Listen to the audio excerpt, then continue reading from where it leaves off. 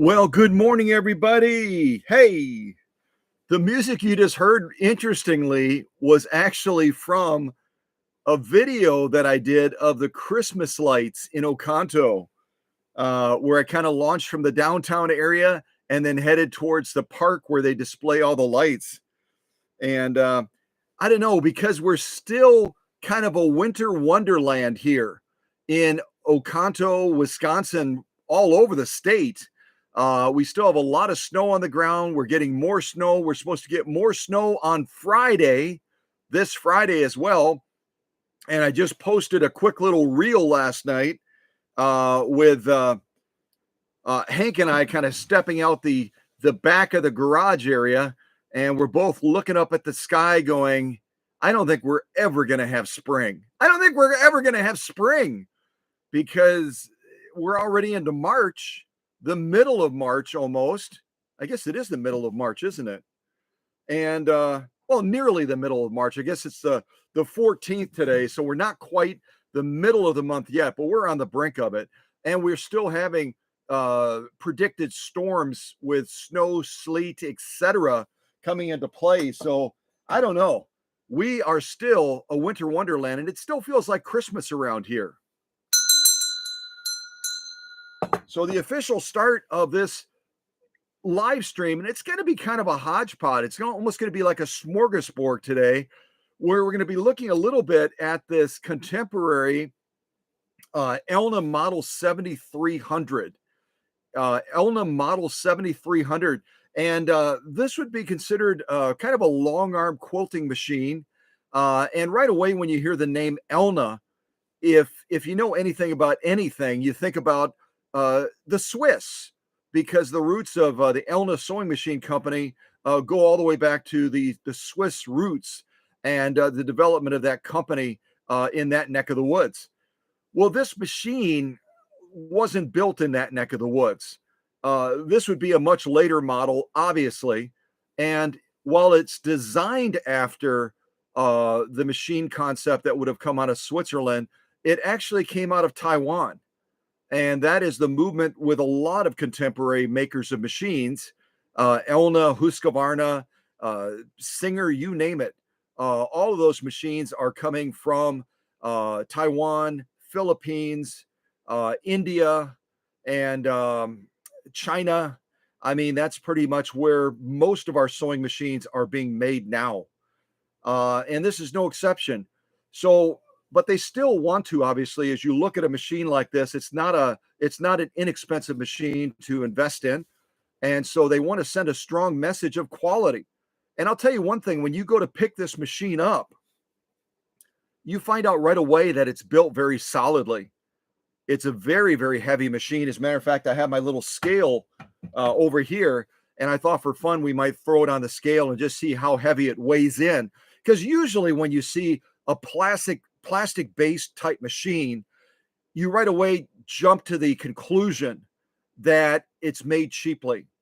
It's a lightweight. It's plastic.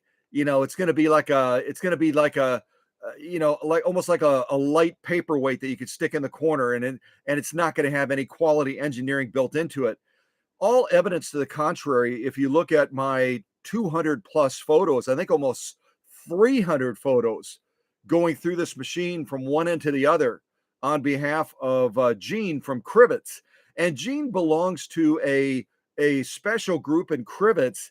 It's a quilting group, and they gather together. And this is the beauty of a small town, right? They gathered together at the firehouse.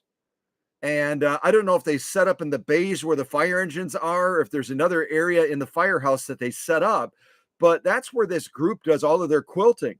And that's where this machine is going to be heading back to now that it is back on track again.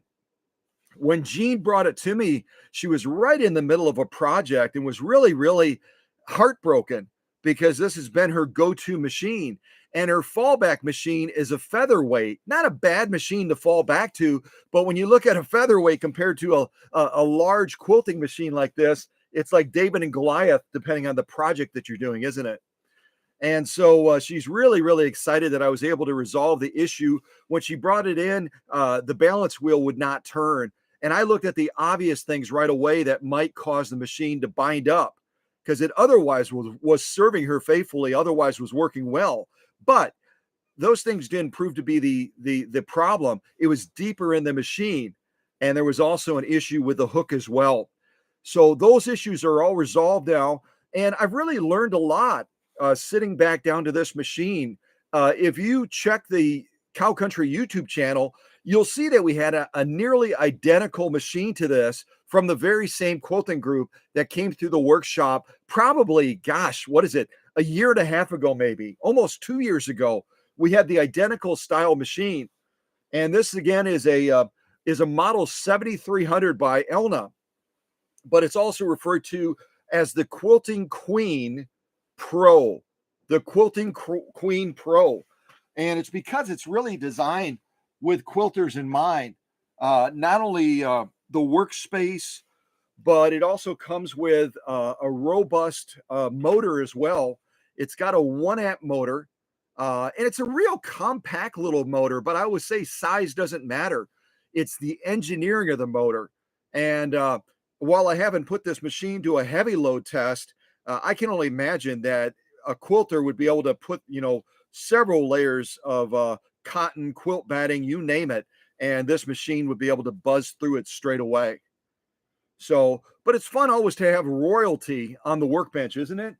It's always fun to have royalty on the workbench, and to be able to celebrate a machine that arrived not working well, and now all of a sudden it's a happy camper again, a happy camper.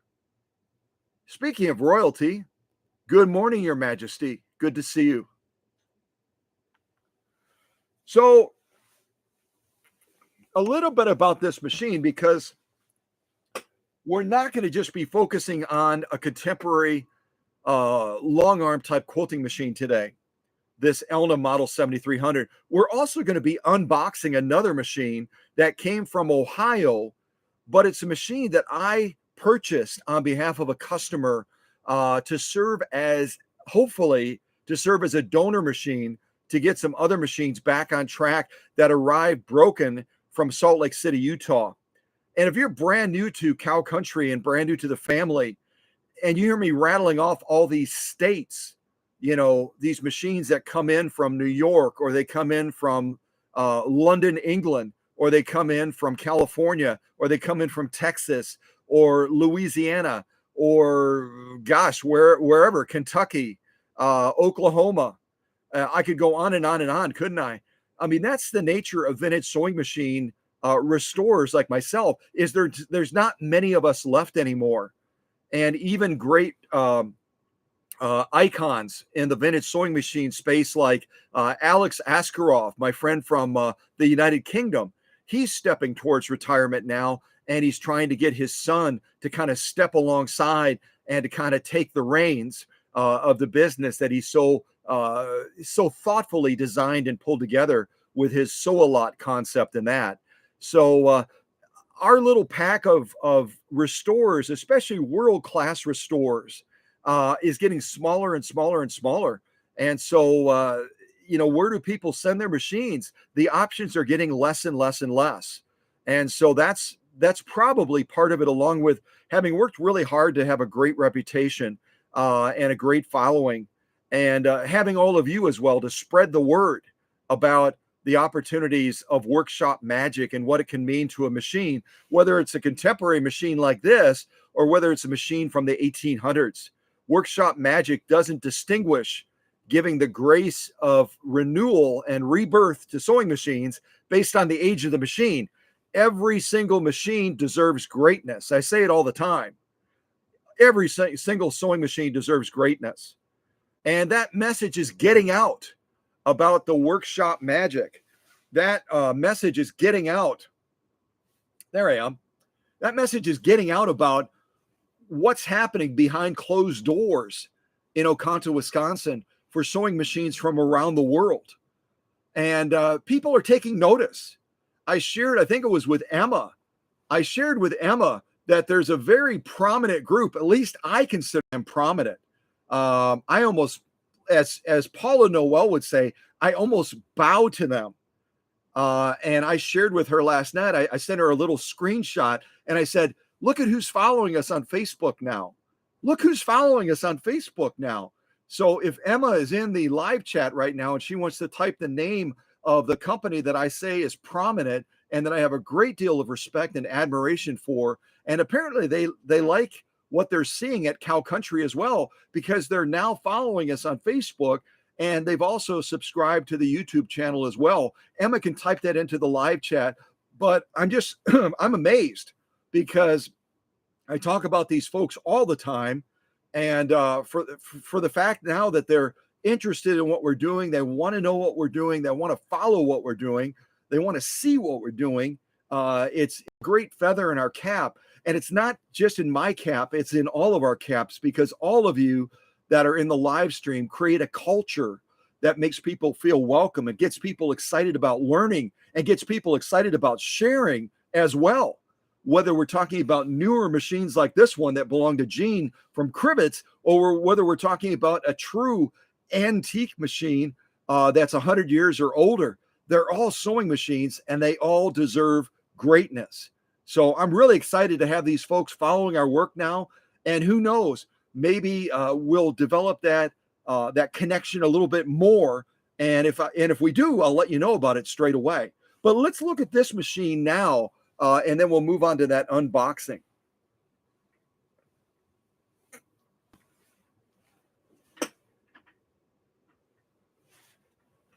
Okay, so this machine, when it sold new, does anyone want to guess when this machine sold new, what it would have sold for? Because I really want to talk about investments. You know, when people take the serious commitment of wanting to restore a vintage sewing machine and they send it all the way to Oconto, Wisconsin, say, for example, like Adam and his partner that sent it all the way from London, England, that's a major investment. You're paying to ship the machine here. You're paying for me to service it. You're paying for the parts. You're paying to get that machine shipped back again all the way to London, England. And the same could be said true of our domestic customers. You know, if you're out in New York, if you're out like Christopher Locke out in New York, or you're in California, or you're in Texas, or you're in any of those other distant states, it's a big investment to get a machine to the workshop and then to get it back again. So what do you think Jean or her friend that's also in the quilting group in Crivitz would have paid for a machine like this when it rolled out originally?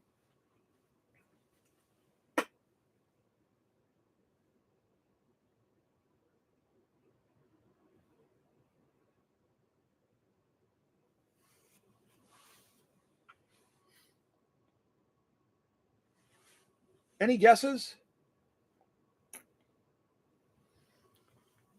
Yeah, I mean, you know, depending on the retailer, you know, when you're buying sewing machines, depending on what retailer you go to, depending on the location of the country that, you know, where you are in our country, where you are, if you're on the East Coast, West Coast, Midwest, or something like that, you're going to find that the prices will fluctuate several $100s, because that retailer will look at the market and say, okay, we're in this market and the cost of living is higher, or people earn less, or whatever decisions they make in pricing that machine, so they still have a margin of profit, but they know that people will buy it. So yeah, this machine would have sold for somewhere between 2,500. If you got it on sale, if you got a heck of a deal, you might have gotten it for maybe like $2,100, $2,200, all the way up to around $3,000, like Emma guessed. So it was not a cheap machine. You wouldn't just walk in there and casually throw your credit card down on the counter or pull out your checkbook. This would take some thoughtful deliberation that you wanted to invest in a machine like this. And again, the thing to recognize as you move into the contemporary space is there are people now that are making these machines on behalf of the original company that, you know, some of them have managed quality control really well, and they maintain some very high standards, like the Elna sewing machine company. And like I said, this is made in Taiwan, but their quality assurance and their standards are still very high. I can attest to that going through this machine. And if you look at the Facebook shots, you'll see what I mean. It's engineered with a lot of thoughtful design and quality. Um, but there's other makers out there that are now having third parties making the machines, and the quality isn't there. So when you're looking to throw down on the counter $2,000 to $3,000, you want to do your due diligence and look to see what are the reviews on this model. What is the feedback on the company now that is producing this machine on behalf of Elna or Husqvarna or Juki or whoever it is. And I always say customer reviews cut through all the crap. They cut through all the crap. They go past the marketing and the bright lights and the glitz and the glamour and all the other hoopla that companies will try to push out there to try to say to people, nothing has changed. Nothing has changed. This is still Swiss engineering. Well, not even the folks that are making this machine now try to make that argument, because it would be a little bit disingenuous. What they do say, though, is it's based off of Swiss design. And you'll see that right on the front of the machine over here near the pillar area. It says Elna Swiss design. And you know what? A design is important. A design takes into account the parts that are going to be used, the engineering, the schematics, the interlacing of the parts and how work friendly and how easy it will be to repair a machine like this if it does have issues. All of that plays into the design of the machine. So the fact that it does have the quality original intent of Swiss engineering or Swiss design, I think that is a big deal with this model. And if you look up the reviews on the Quilting Queen Pro, the model 7300, all in all, the reviews are very, very good. There's always those couple of reviews that will slide in where someone's had, for whatever reason, they've had a bad experience with that sewing machine or with any product. You can see it about cars as well and other products that you might purchase for yourself. So I look at the totality of feedback. The totality of feedback on this Swiss designed Quilting Queen Pro model 7300 is that people that have invested that $2,000 to $3,000 in this machine love the machine. They love this machine. And Jean from Crivitz is no exception. When this machine went down, the only machine she had as a backup to try to slide in with it and continue the project that she was right in the middle of was her featherweight. And the featherweight had been sitting in a closet, I think she said, for a number of years. So she wasn't sure, is it up to the task? Can it do it? Can it handle it? And it did struggle a little bit, I think she said. It doesn't have the power, obviously, of this 1-amp Swiss designed Elna model 7300, but she kind of trudged through it. But when I called her and I said, I've got your machine resolved, and I sent her the links to Facebook, and she checked out all the pictures. And if you go to Facebook and you see all these ones where every single picture I posted, I think almost all 300 of them is liked, that's Jean. Jean is liking all those pictures because that is a segue to get this machine back into her quilting circle with her quilting friends and put it back to work on the project that she's trying to get done. So she was like, oh, I am so excited. I am so excited. So she's coming into town for some medical appointments today, I think involving her husband, Bob. And then they're going to try to reach out and slide over here real quick and scoop this machine up. So let me see if I can move the camera a little bit. I'll show you the front of this machine. And I'll talk a little bit about the lay of the land on this machine. It's fairly easy to operate once you know the lay of the land. And then we'll do a little bit of stitching with it. Then I'm going to move it out of the way. And after I move it out of the way, I'm going to get that box up here that's from Ohio that we need to unbox this machine that hopefully is going to serve as a donor machine to these other two machines from Salt Lake City, Utah. You remember our friend from Salt Lake City, she teaches little kids how to sew, and she sent in these two contemporary machines by FOF, and they both are having issues. So hopefully this one machine will make one of them well, maybe even both of them well. And that's the power of donor machines, isn't it? That's the power of donor machines. Okay, let me real quick say some good mornings, and then I'll move into this straight away. So good morning to Emma. Good morning to Susie from Minnesota. Good morning to well, I should say Guten Tag. Guten Tag to Tadal. Wie geht's? Schönes Dienstag. Schönes Dienstag to Tadal. Schönes Dienstag. And let's see here. Good morning to Alcas. And that looks like about it. That looks like about it for our live chat. Our live chat is very, very lean and mean today with some of our most devoted folks that will attend these live streams. And Tuesdays I've seen it's a little bit more difficult because it's in the middle of the work week. It's a little bit more difficult for people to break away for a live stream like this. And I get it. So if our numbers are a little bit lower today, that's all well and good, because what we've seen, and I've shared this with Emma and Susie and certainly Christine from Canada and Bill O'Rourke and all of our other friends, Sonny, hundreds of people within minutes, typically hundreds of people within minutes or an hour or so after we post this live stream and it becomes a video, hundreds of people are going to be viewing it. And I've actually sent that summary before to Susie and others, so they can attest to the fact that I'm not just speaking, with exaggerated numbers. Hundreds of people will jump on our videos straight away after they get posted because they want to see what we were up to if for some reason they could not attend the live stream.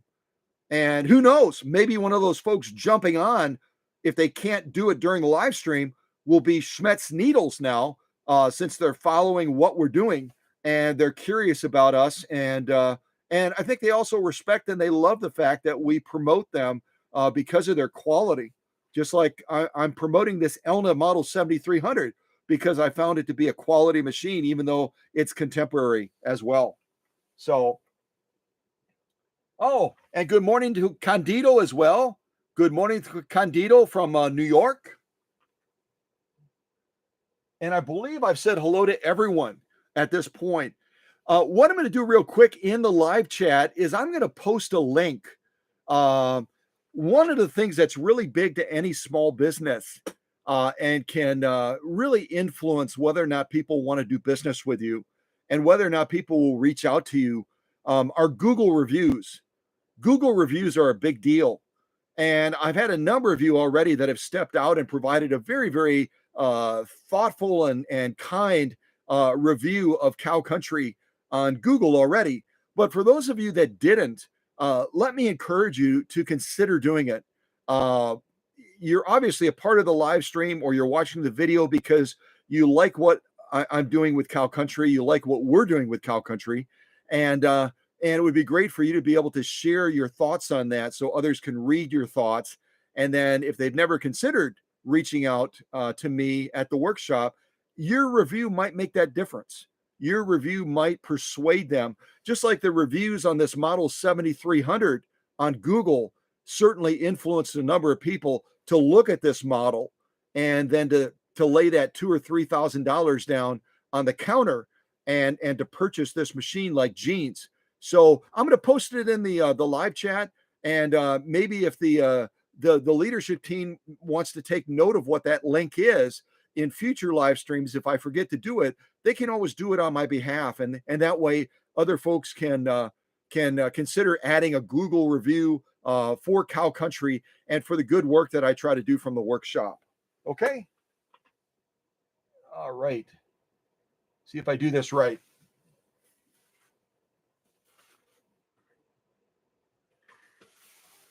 Okay, so I just posted that review, the review link, if you want to provide a review, and I'll take us over to the front of Gene's machine. We'll just take a little look at the lay of the land real quick. It's a fairly simple machine, I think.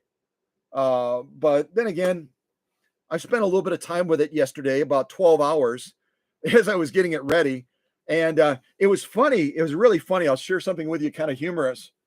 I I get done with all of my work. If you look at the Facebook shots, you'll see that I basically tore the machine apart, digging deep into the machine so that I knew that I had addressed any issues that could hold this machine back and create problems for Gene. And so as I'm tearing it apart, I put it all the way back together after I've done a full service on it. I've done a motor treatment. I've done all my blah, blah, blah on the machine. And then I'm thinking, well, I want to do some stitching with this machine now. I dig through Gene's really, really cool quilting bag. I mean, this is like a mega quilting bag. It's huge. You could fit like a couple of small dogs in this quilting bag. It's that big. And I dig through it. I check all the little zippered compartments. I look all over in this huge quilting bag. And guess what's missing? The foot controller. There's no foot controller. And I'm thinking, I got all of this done. And Gene is all the way out in Crivitz, which is probably about 45 minutes or so from the workshop. If you drive fast and the traffic is good, you might be able to make it here in 30 to 40 minutes, but it's a good drive. And so I give her a call and I said, Gene, I'm all done with your machine. I've resolved all the issues. I repaired the hook and the other issue that was deep inside of the machine, but I don't have a foot controller. And this is where I always say, sometimes a teacher, always a student. She said, Scott, no worries. She said, there was at one point I was using the foot controller and then the dog got a hold of it and chewed it up. And my husband and I fixed it. But then I had surgery on my leg and it was uncomfortable to use the foot controller. So I started using the direct start and stop command on the machine. So you don't need a foot controller per se. I said, oh, really? And I popped open the manual and sure enough, you can operate this machine without using a foot controller. And right away, when you saw this control right here, you might have thought, well, is it a knee controlled machine? It's not. This is to raise the presser foot. It's a real nice lifter to raise the presser foot. So if your presser foot is down like it is right now, you can just push this to the side, push it to the side with your knee, and it raises and lowers. Yeah, real convenient and nice. So anyway, I learned something yesterday, and because I hadn't seen the other Quilting Queen Pro from the same quilting group out in Crivitz for almost like 2 years, I forgot. You know, I'm dealing with so many machines, and so then I sat down to it, and I was able to play with some of the stitches, and this has a lot more stitches than I'm going to demonstrate, obviously, but I goofed around with this 3-point zigzag, standard zigzag, and a straight stitch as well.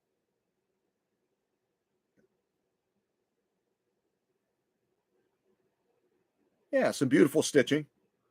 And I was kind of messing around as well with the tension on this machine a little bit, trying to find a sweet spot as far as the tension with it. And then I played around with a couple of the other stitches that the machine has right on its quick reference as well. The one on top I call kind of the bird foot stitch, or I don't know what you'd call it. And the one below is kind of a stretch, looks like a stretch blind hem. And then I think the one on the bottom is a comb stitch or something like that. Well, you can call it whatever you want to call it. I always say make up your own stitch names. It's a lot more fun. Yeah. So we'll do a little bit of sewing on this machine. We're not going to do a ton of sewing on it. And again, if you have any questions about the machine or about anything I'm presenting, you can reach out to me either by text or by calling me directly, like on the old radio programs. Call and then I'll put you on speaker. You can make your comment or you can ask your question. And if one of the leaders wants to post that number in the live chat so you know what to dial, how to dial or how to text or where to text, you can certainly do that as well. So as we're looking at this machine, there's a number of preset stitches that they have that they suspect people are going to be most interested in right over here. And then they also have some quick options with buttonholes and twin needle and a variety of other things. All of this control center right here, I really didn't spend any time getting to know it. So I'm not going to pretend like I know what you can do with all of this, but I know that the book would outline specifically how you could change modes, and then you'd be able to select different stitches beyond what's illustrated right here. So some of the basic things that I did get a little bit more familiar with as I was working with Jean's machine is the tortoise and the rabbit. This was set really, really low when I first did my first stitches, when I was doing these over here, and I was using the automatic start and stop feature of the machine, and I'm sewing one of these, and it's going and I'm going, this is going to drive me nuts. I got to speed this up. And so I slid this over, and then I was just blasting away.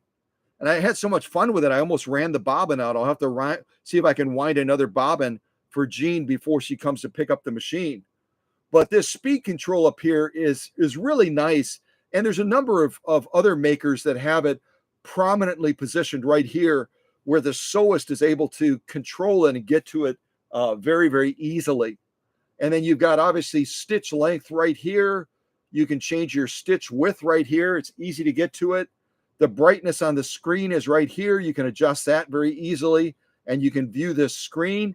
The only criticism I would make is it's a nice big screen, but because it's not a colorized screen, at least not at this stage, because it's not a colorized screen, it's more of a chromium type. Is that what they call the older style screens, a chromium screen? It's not quite as bright and vibrant to look at as some of the other contemporary machines that I've seen, but it certainly is functional, and it certainly is easy enough to view things on here. I think I have it turned all the way up right now, but if you can see that in the shot at all, actually it's kind of hard to see it in the shot. Yeah, but at any rate, when you're looking at the machine, it's easy enough to read it.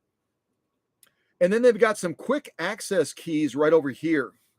The quick access keys are right over here. I think someone may have just texted me. Hold on a second.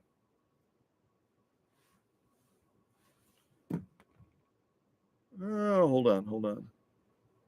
Nope, that was just a reminder. That was a reminder about something. So they got these quick access keys right over here.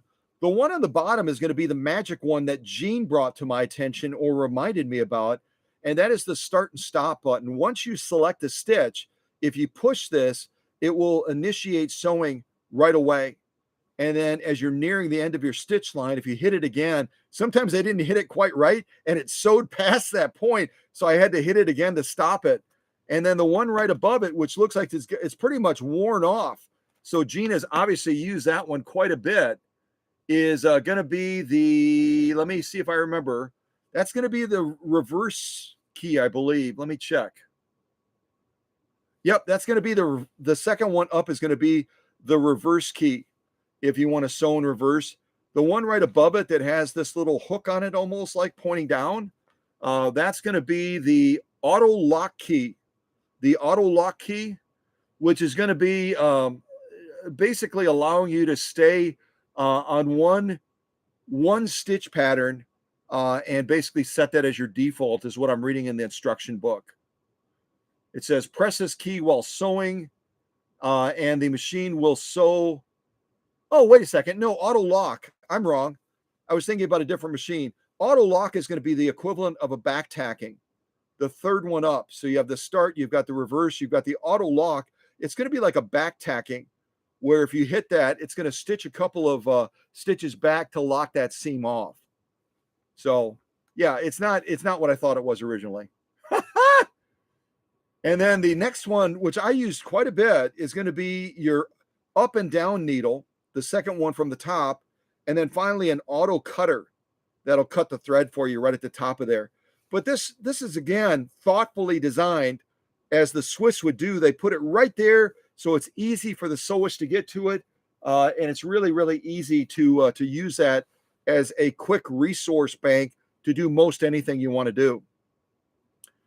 And then they also, instead of going with an auto type presser foot control like a lot of the machines have gone to, They stuck with something more traditional, this knob on top right here, that's going to allow you to turn it clockwise to increase the pressure foot pressure, or counterclockwise to decrease it, just as you would on a vintage machine, very much like that. And then you've got a little window display right here, so you don't have to guess where that pressure foot pressure is set.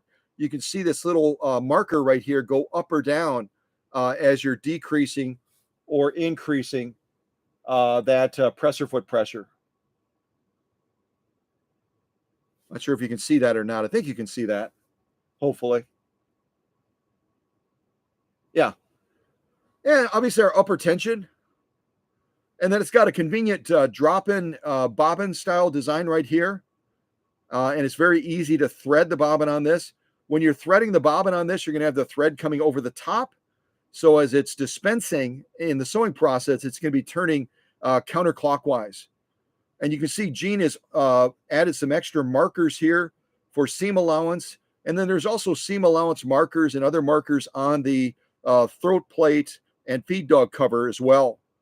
And for keeping it cleaned out, you take out these two screws on either end, on the top and on the bottom, and then you can easily remove this cover to get in there and clean all the junk out of there to keep that tidied up.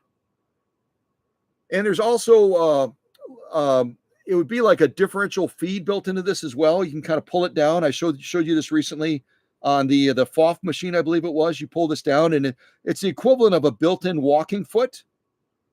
Just pull it down and you lock it in place. And then also an auto needle threader as well. So again, that's where the Swiss, I think as a maker, even though they're not officially making it in Switzerland anymore, they have stuck to some of their design concepts and their features that make the machine a lot easier to use, a lot easier to navigate, a lot easier to feel comfortable with it. Threading the machine, I'll just show you that real quick. And it's got a threading design up here, a diagram up here as well to show you, along with the orientation for winding a bobbin also, which I'll be doing probably right after this live stream today. But you can basically come off this thread tree right here. The spool is behind. You come through this thread guide right here. We're getting a lot of reflection off of this camera today, aren't we? Getting a lot of reflection off this camera. Come off of that thread guide right there. Sort of see that. Come underneath this tensioner right here, this thread guide and tensioner. Maybe if I get like really close, I can take that glary factor out. So we'll come right through here. Then we come underneath this tensioner right here. We come down this right track and around the tension discs. And obviously when you're threading a machine, you always make sure your pressure foot is in the up position. Come around the bottom of those tension discs and then back up to here to the take-up arm, and then you come right behind here on the other side of there with the thread. There's a thread guide right there. There's another thread guide that is tucked away right there. And then finally, you're going to thread this needle from front to back. And when this machine came in, it had a size 9014 Schmetz quilting needle. I did not have a Schmetz quilting needle of that size. And so what I did instead is I put in a universal 9014. So that's kind of what we're going to be stitching a few stitch rows with on Gene's machine. But again, all in all, I would say a fairly user-friendly machine to use. And I didn't point out this. This is going to be like a fine tuner. If you're doing some of the stitches and they look a little bit wonky, you can adjust this positive or negative to try to change basically the definition of that stitch and how it presents. Just think of it as like a fine tuner. And then again, this is your knee lift right here, which you can either have it in or you can not have it in. The only other thing I didn't point out is feed dog drop. This is our feed dog drop right here. If you're going to slide this, the feed dogs will drop for free motion quilting, freehand embroidery, and then you slide it back into the position it is right now if you want to do regular sewing. Let's see what else I have. Is there anything else? Yeah, I'll just show you the side of the machine real quick. Balance wheel, and obviously there's no clutch disengagement on here. It's going to be done on top of the machine when you set it to do a bobbin winding. This is also a fine tuner, an additional fine tuner to adjust the stitch appearance. On-off switch. This is where you would plug the foot controller in. Where am I? This is where you would plug the foot controller in if we had a foot controller, but we don't. Power cord. These little clips are to put little cards on there for stitch reference in that. There's more on the back of the machine as well. And if my camera angle is bad, this again is a fine tuner for changing the definition, the look, the presentation of the stitch if it's a little bit off. It's kind of almost like two fine tuners. All right. I think that's about it. So this again, this particular machine is set up with a compact but a powerful 1 amp motor. So it's got a lot of power to forge through multiple layers of quilt batting and get the job done very nicely. And if you want to look this machine up, if you're curious to add a contemporary machine that is well engineered to your bank of sewing machines, even if you're a vintage purist like I am, you can still have appreciation for what machines like this can do. Then you can Google Elna model 7300, 7300, or you can Google Quilting Queen Pro by Elna. And again, this machine right on the front, they point out it's Swiss designed. Kind of see that, I think. Swiss design, but it was not made in Switzerland. I just want to be an honest broker about that. It was made, this was assembled and manufactured, built, blah, blah, blah, in Thailand. But I've shown you other machines made in Thailand, the Philippines, India, you name it. Depending on how well their quality assurance is, you can still get a decent machine from these third world countries that sometimes get a bad rap for selling crummy machines. And I can tell you this one is definitely not crummy. It's built very well. Okay, let me see if I can get this camera attached again, and we will actually stitch with this machine a little bit as I point to the ceiling and show you how good my insulation is. You got to have good insulation in Wisconsin. You just do. If you don't have good insulation in Wisconsin, you're in trouble. You are in trouble. Okay. Well, let me get my material. I've got some 100% cotton, and I've got a stiffener on here. Again, if you're going to be doing decorative type stitching, it's a whole lot smarter to use a smaller needle. I've got in here, like I said, a Schmetz 9014 universal needle. When the machine came in again, it had a 9014 quilting needle. And there is a slight difference between the two needles, although I think they're going to be compatible enough. Jean will probably be able to use this universal for a while. And if she chooses not to, she can always switch it out for a Schmetz quilting needle. But there are so many different needles offered by Schmetz. If you haven't, done a look recently at their sewing needle options for all different types of applications, you'll want to check it out. And I recently highlighted for you the double needle one, the double needle, the double eye needle that Schmetz just introduced, which acts almost like a twin sewing needle where you can run the two threads through the same needle. So it's kind of cool. I haven't tried it yet, but I hope to be trying it soon. And I'll probably be trying it on a FOF, which is appropriate since the roots of Schmetz are Germany and FOF is German. So yeah, that works well, doesn't it? Okay. So what I'm going to try to do, I'll actually come out just a little bit more.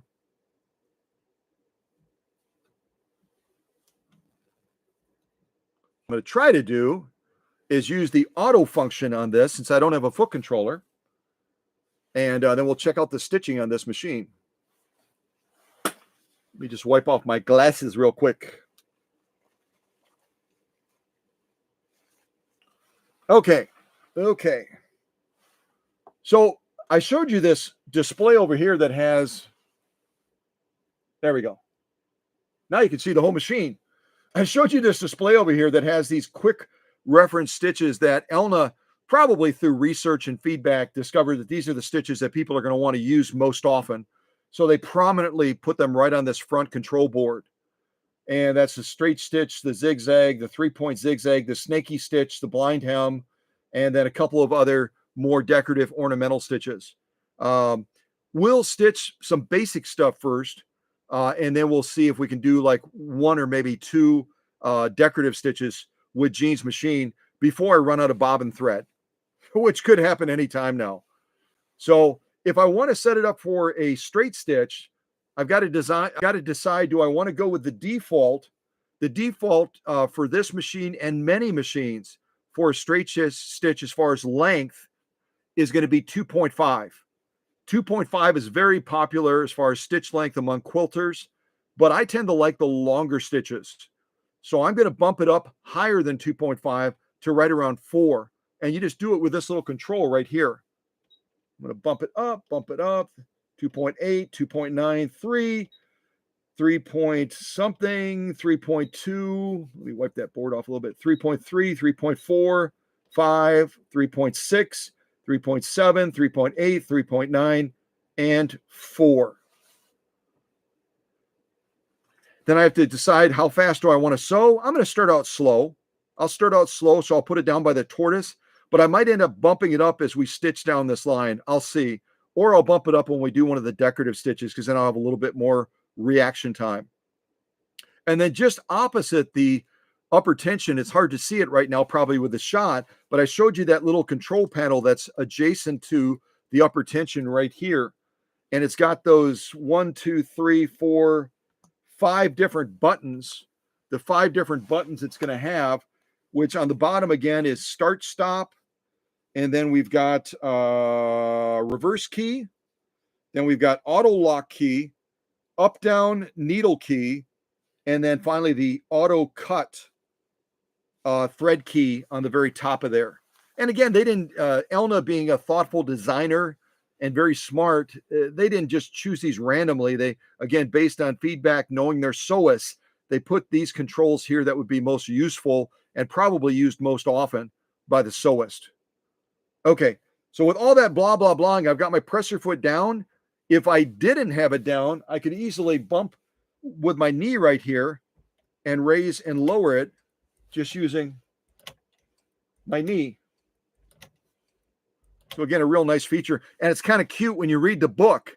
When you read the book, it says, don't operate the machine with the presser foot in the up position like this because you won't have any tension. Duh. But you know what? Who knows? Maybe somebody would miss that. It's kind of like plugging an appliance in and you wonder why it's not working. But yeah, whenever you raise the presser foot lever, it obviously expands those discs that would otherwise give you tension. So yeah, if you have the presser foot up when you're sewing, you're going to have a really nasty looking lock stitch. Yeah, it's going to be horrible. It's going to be horrible. All right. Let me see if this auto thing still works for me, especially when I'm on camera. I'm going to hit start and we'll see what happens. There we go. You see how slow it is when it's slow. If I want to bump it up a little bit,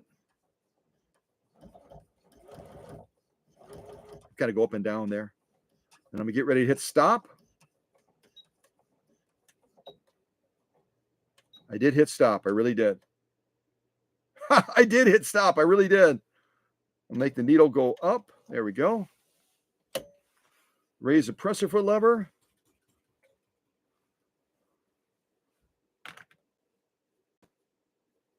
Yeah, this auto stop thing, it just makes me a little bit nervous because I'm probably not doing it right. But I hit the stop button and it keeps sewing like I'm not ready to stop yet. I don't want to stop yet. You obviously cut the material too small, Scott, and you're making me, you're taking away my groove here. You're taking away my groove. So this is a straight stitch. And again, I had it set on 4. Let me see what the max is. I don't even know what the max is. Probably 5. Yeah, I was right. So the max stitch length, this is not the longest stitch this machine will stitch. I had it set on 4 as far as stitch length, and it can go all the way up to 5.0. But a beautiful, beautiful stitch. And again, it's using a Schmetz 9014 universal needle. Beautiful, beautiful stitching on Jean's Quilting Queen Pro, aka Elna model 7300. Some beautiful, beautiful stitching. Imagine if you're laying that down on a quilt. It's going to be a gorgeous, gorgeous stitch to look at, isn't it?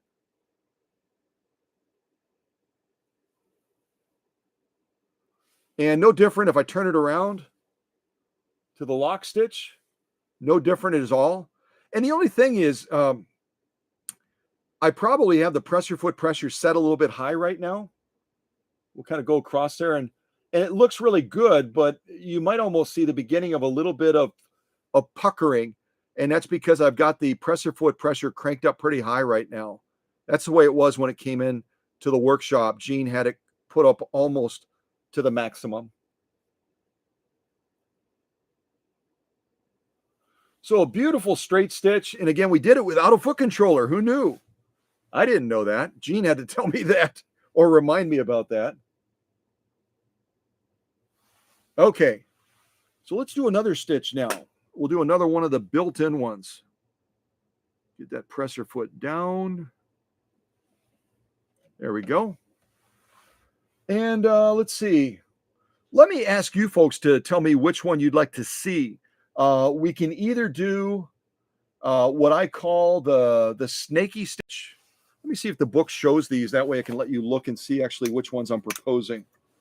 See if the book shows these quick reference ones. I think it might. Let's see here. Oh, Jean's book is coming apart. I'll have to retape it for her. Yeah, here it is. Here it is. Okay, I don't know if you'll be able to see these real clear, but these are the stitches over here. And I'm not going to do number 9 because I don't think I have enough bobbin thread for that.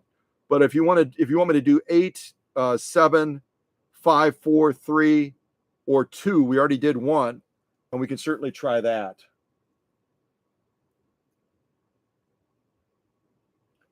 So just type a number into the live chat if you can see those. Okay, I hope you can.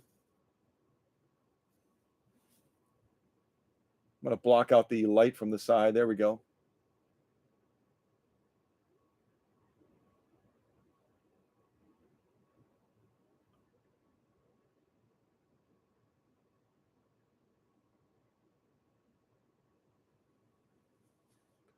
So hopefully you can see that. I think you can see it. You might be able to see it. There it is.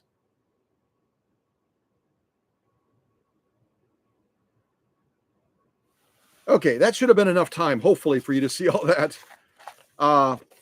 So yeah, tell me what stitch you'd like me to do. We'll probably do like 2 more stitches. I think I've got enough bobbin thread for that. And then we'll move into this unboxing. I'm really curious to get this machine open to see if it's as good as I think it is based on what the seller told me. So we'll be able to apply it to these machines in Salt Lake City. Susie would like to see. Wait, Emma said. Oh, yeah. Emma just shared that Janome acquired Elna back in 2006, I think she said.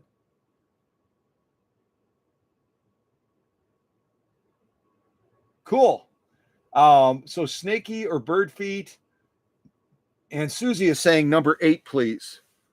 So because Susie said please, I'm going to do number 8. The power of civility. The power of civility. And not that Emma isn't a very polite young lady. She is. But I'll give the default to Susie today. All right. So number 8. So I'm going to choose number 8. I just push number 8.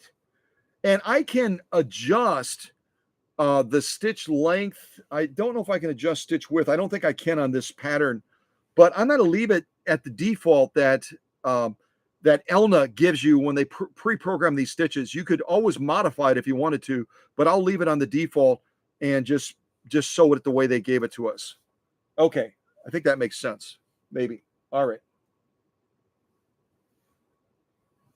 Yeah, we're getting a lot more glariness today, aren't we? It might be the light on this machine too. If I shut it off real quick, well, no, if I shut it off, then I'll lose my stitch and I'll have to start over again, which is not a big deal. But anyway, I'm guessing it's this light.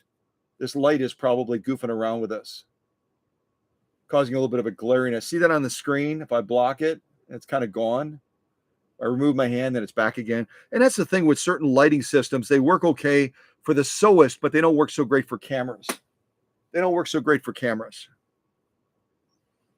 So again, if I looked at this right now and I decided I don't like the positioning of it, watch my hands.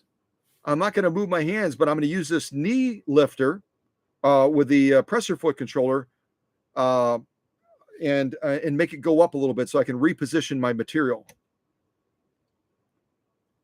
So I'm going to reposition it a little bit right now and then lower it back down again. At no time do my hands or my fingers leave my hands. See? Woo, woo. So yeah, it's kind of cool. I asked Jean over the phone, I think it was, if she uses this knee lifter, and she says she doesn't, but she probably will consider doing that.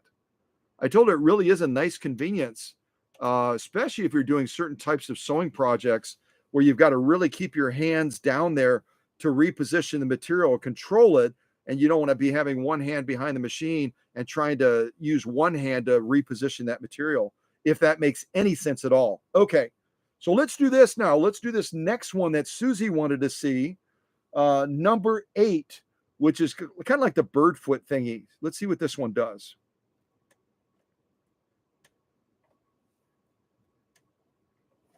I'm pushing start.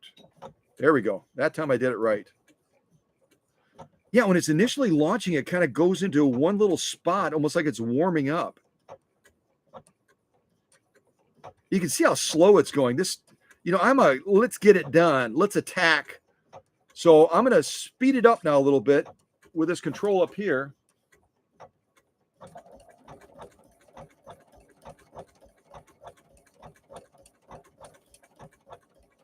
That's not even like an eighth of the speed. This thing will just fly like the wind goes. I'm going to start to slow it down so that I can get ready to hit that stop button. You never know how much you appreciate a foot controller until you don't have one. All right, I'm getting ready to hit stop. I'm almost there. Almost there.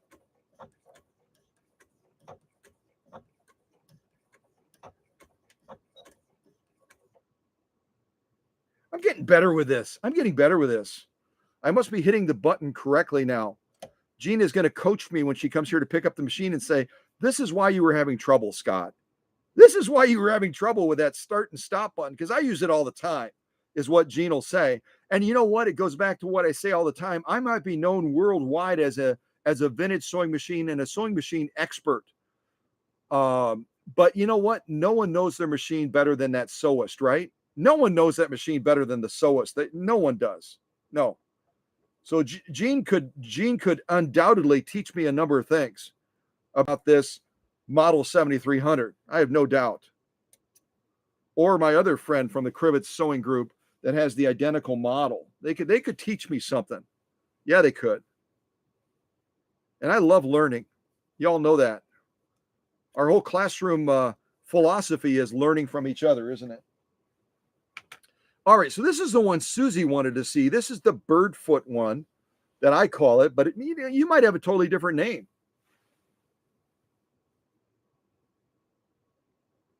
There we go.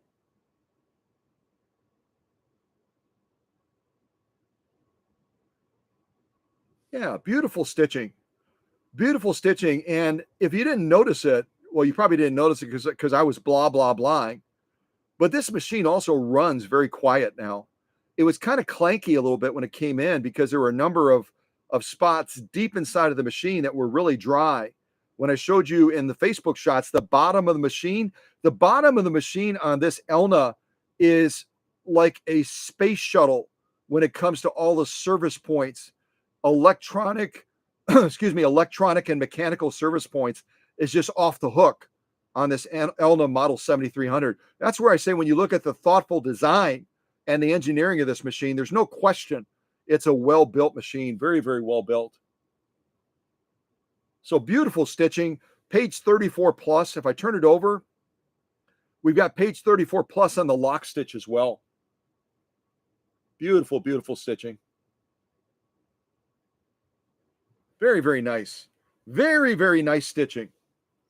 And I still have bobbin thread. I think I'm almost out, but we'll do one more stitch line. So I'm going to show you those stitches again. And the only one I'm not going to sew is number 9 because it's going to run out the bobbin for sure. I'll put that presser foot back down.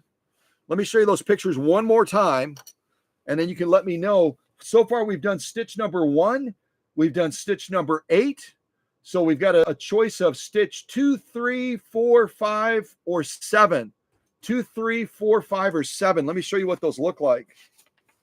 2, 3, 4, 5, 7. Once I get to the correct page. It's a serious manual, too. I mean, there's a lot of info in this manual. Holy mackerel. All right, got it. So these are the stitches that I'm looking at right here. Again, I'm not going to do number 9. We already did number 8. We already did number 1. So you got a choice of 2, 3, 4, 5. What is it? 2, 3, 4, 5, or 7. 2, 3, 4, 5, or 7.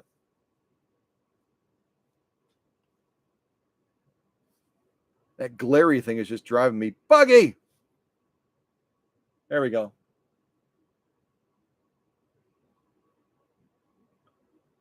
Two, 3, 4, 5, or 7, I believe it is.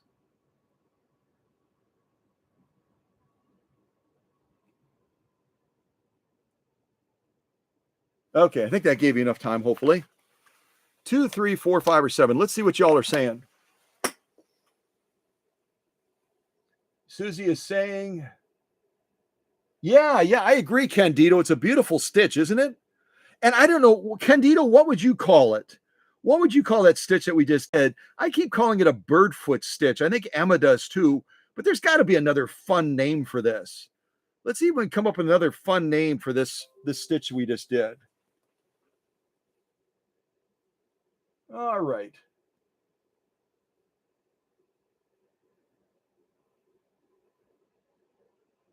Oh my goodness.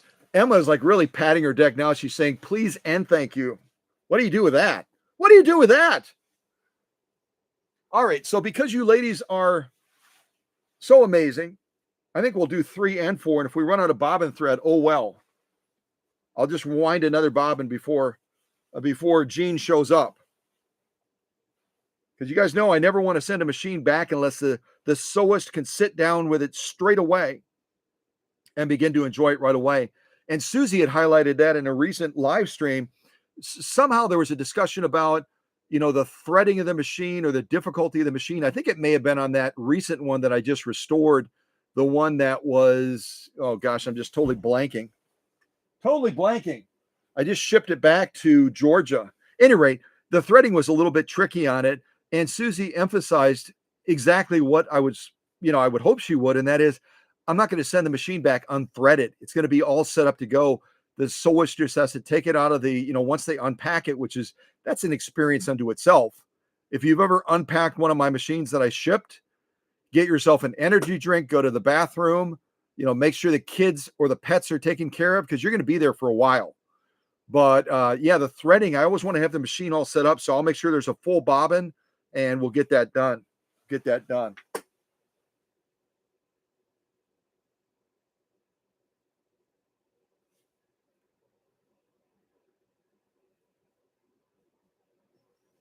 Oh, yeah. Candido's asking a question, and I know Susie or Emma can answer that. And there's a funny story behind the answer to what Candido is asking about controlling the machine.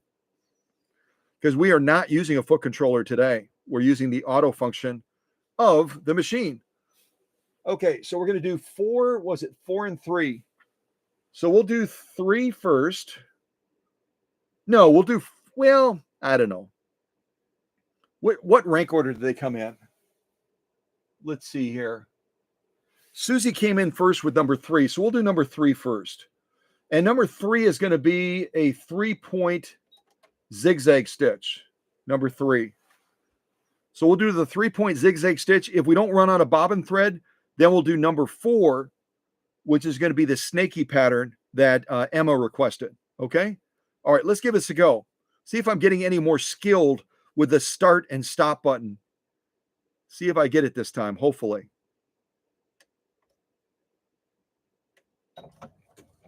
Yeah, getting better with it, sort of. And you can see it's incredibly slow at the slowest setting. Very, very slow. I mean, you could literally brew a pot of coffee while it's stitching this line of stitching, maybe. Almost. So I'm going to bump it up a little bit.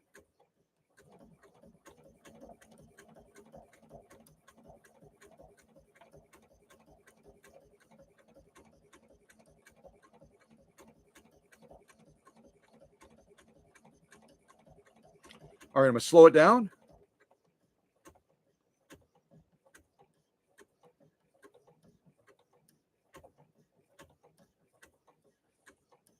Get ready to stop. Ha! See that? I feel like Jean is looking over my shoulder right now, and Jean is whispering, tips to me. Don't push it with this part of your finger, Scott. Push it with that part of your finger, and then it's going to work great. Yeah. Thank you, Jean. Thank you. All right. So this is Susie's 3-point zigzag. And then we're going to be doing the snaky pattern next, which should almost run out our bobbin, I think. Almost.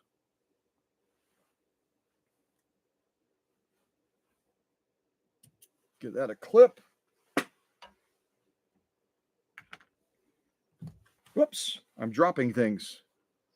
Okay, so this is our 3-point zigzag. And again, depending on the stitch you're doing and the needle you're using, you're going to be able to improve the clarity of this stitch even more with a smaller embroidery style needle like a 7511 by Schmetz. Schmetz makes a beautiful 7511 embroidery needle. And that would be a better choice if we were going to be doing a bunch of stitching like this. It would give us even better clarity of stitch. But it's a beautiful stitch. Very, very nice stitch, this 3-point zigzag.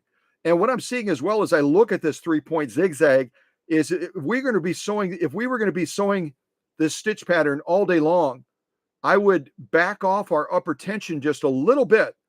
To give us even greater clarity of that top stitch. Right now it's very good, but we could make it better by backing off that upper tension and taking a little bit away from the lock stitch. We'll turn it around. And as you look at that lock stitch, you'll see what I mean. The clarity of that lock stitch is much better defined than our top stitch. So we would have to look at taking just a little bit away from this, and then we would be able to have a nice balance between the two. Very, very nice balance between the two.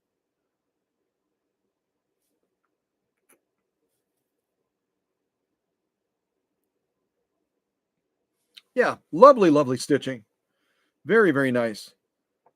So I'm going to get ready for our final stitch off on this Model 7300 by Elna, the Quilting Queen Pro. The Quilting Queen Pro. And right now, let's see, let me do this. I'm going to lower down my presser foot. You saw I had to reach behind the machine to do that. I'm going to put my hands here, and I'm going to use that lifter, that presser foot lifter, the knee lifter sort of thingy. And I'll push that up so I can slide this into position. Just make sure my thread is pulled back. I don't want to sew over my own thread. Lower that back down. Okay. And now we're going to focus on sewing that final stitch that Emma wanted to see, the snaky pattern stitch. And that's number 4. So I'm going to hit number 4 now. And again, you have certain discretion. You have certain discretion with these preset patterns on adjusting stitch length or adjusting stitch width. And again, you would do that by this adjuster right up here. Where is it? Right up here. This is going to adjust your stitch width. This is going to adjust your stitch length. But I'm going to leave it at the default that Elna would have selected for it.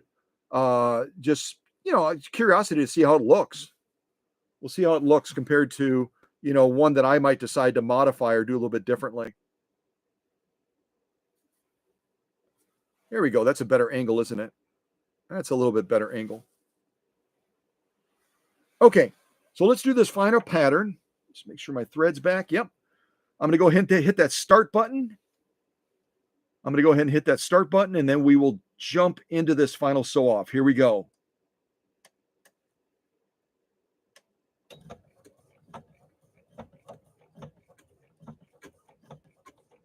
Yeah, when it starts out, it goes in one spot for a little bit. It's kind of interesting. Kind of interesting, isn't it? Okay. I'm going to go ahead and speed it up.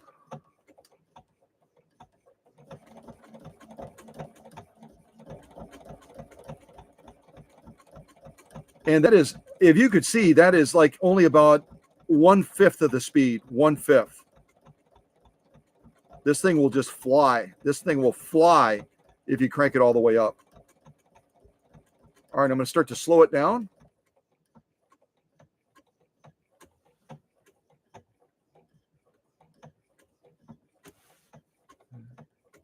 And we still have bobbin thread. Yay. Get ready to stop it.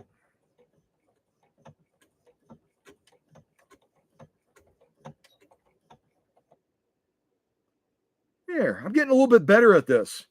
I'm getting a little bit better, and Jean is probably laughing while she's watching this like, gee whiz, Scott. We'll start with the basics for you, man. We'll start with the basics for you.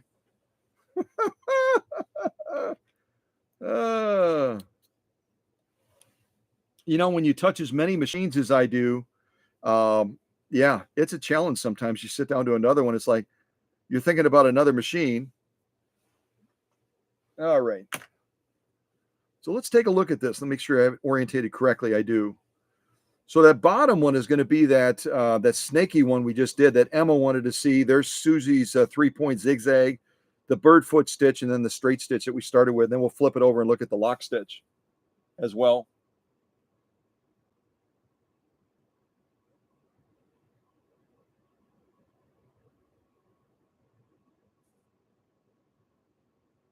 Yeah, some absolutely gorgeous stitching. Beautiful stitching. The spacing, the formation, the integrity of the stitch is really, really quite nice.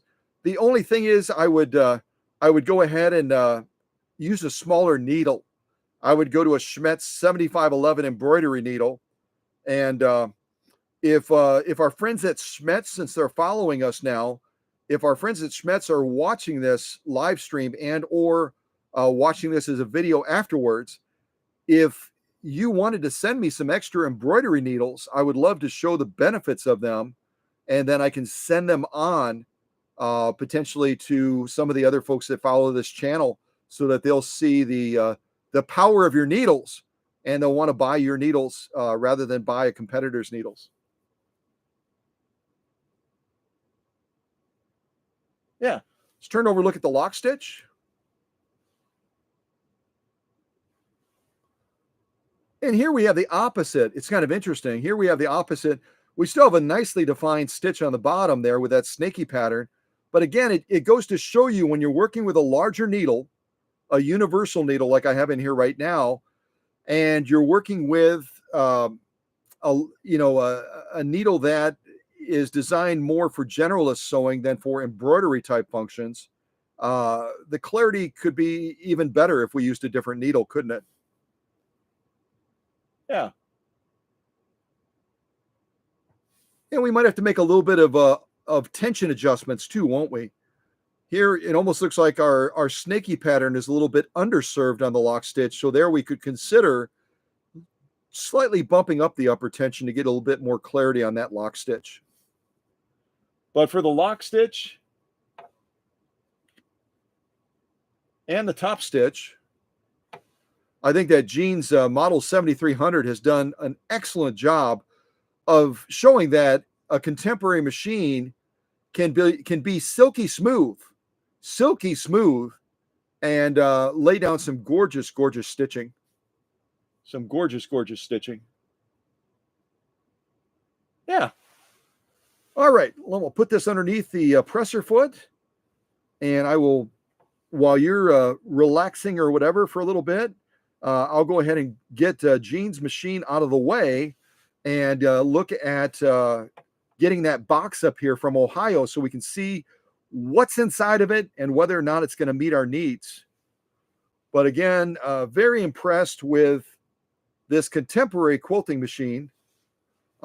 She does a brilliant job, really quite a nice job. And again, is built incredibly well, surprisingly well. So I'm going to pull this out now so I don't bump it. And again, this is kind of what it looks like right here. Look at it from a distance a little bit. This again is to raise and lower the presser foot, so you don't have to do it with your hand. You can do it hands free. Yeah. Okay, so let me move this. Shut this off. That's going off. I'll have to remember as well. Oh, I got to rotate the needle down. Whenever you're going to park a machine, always make sure that you take a moment to rotate that needle down so that it doesn't accidentally get bumped and bent. So I'm just manually rotating it down to protect it. And same thing when you're putting it in and out of a case, always make sure your needle is rotated down, and that way you can continue to get great stitch results like this, and you won't be running into problems with a bent or a barbed needle. Yeah. Okay. Oh, I didn't even show you. Gene added an auxiliary lighting system to this, LED lights. If I hit the button, it's going to blind you. It's going to blind the camera too. But you want to talk about being able to see what's happening on the bed, what's happening down at the needle.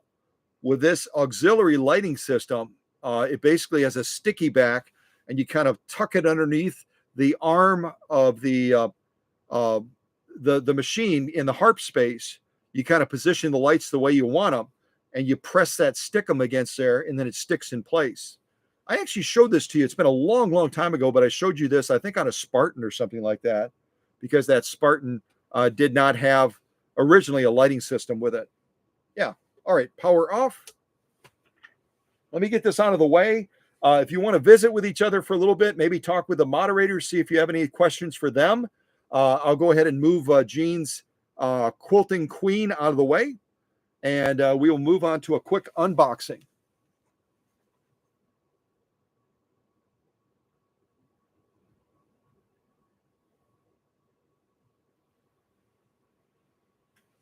All right, that was kind of weird. I'm not sure what Her Majesty was doing, but maybe she just wanted to get into the shot. Wait, what do they call it? Like photo bombing? They call it photo bombing, right? When you like get into somebody's shot so you can be in the picture. Yeah, she's a photo bomber. Okay, let me unplug all of this.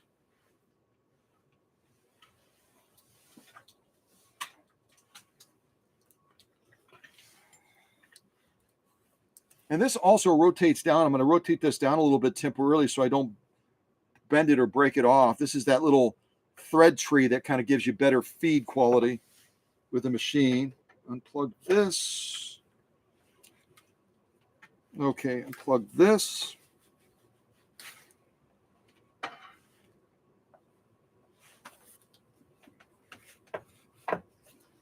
Oh, this is all for the auxiliary lighting system. She's got an extension cord on here. All right, I'll just do this temporarily with a rubber band. I'll just do this temporarily with a rubber band, because I still have to wind a bobbin for her as well. Put a rubber band around there real quick. Put that in the harp area. Oh, you know what I didn't do? Oops. You know what I didn't do and I wanted to do it? Let me move this to the back real quick. To give you an idea of the quality of the engineering of this model 7300, I talked about this, but I didn't do it.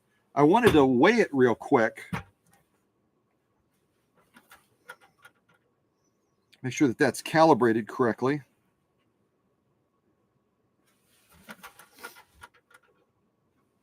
Oh, wrong way.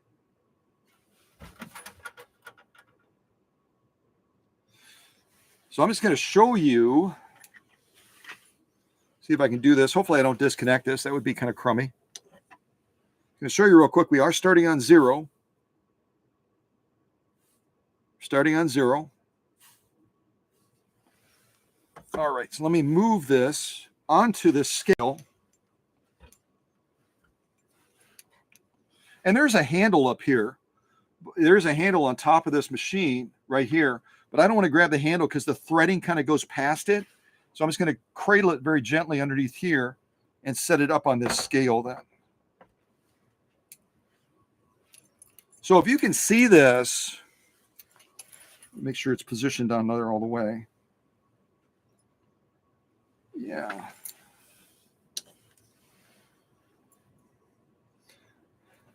If I'm reading that right, it's right around 28 to 29 pounds.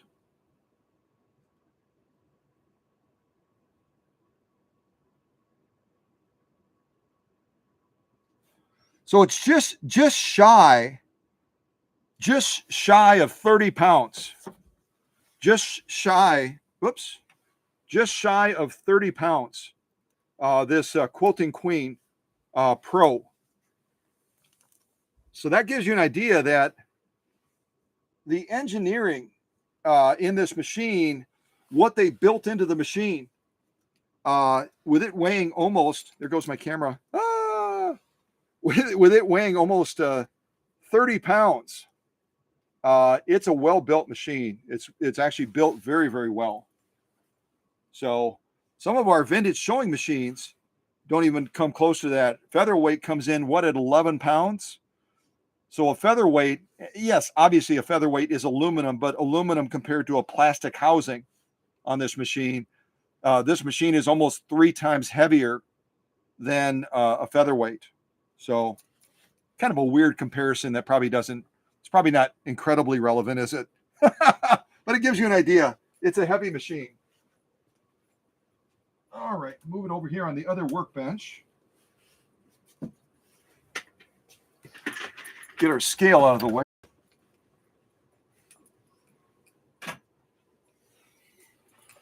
Get our presser foot lifter thingy out of the way.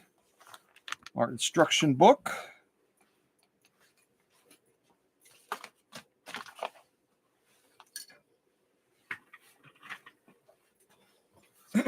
I'll just show you this this quilting. Those of you that are quilters, you probably won't be impressed by it, but this is the type of bag that a serious quilter like Jean and her group that's out in Crivitz that meet at the firehouse.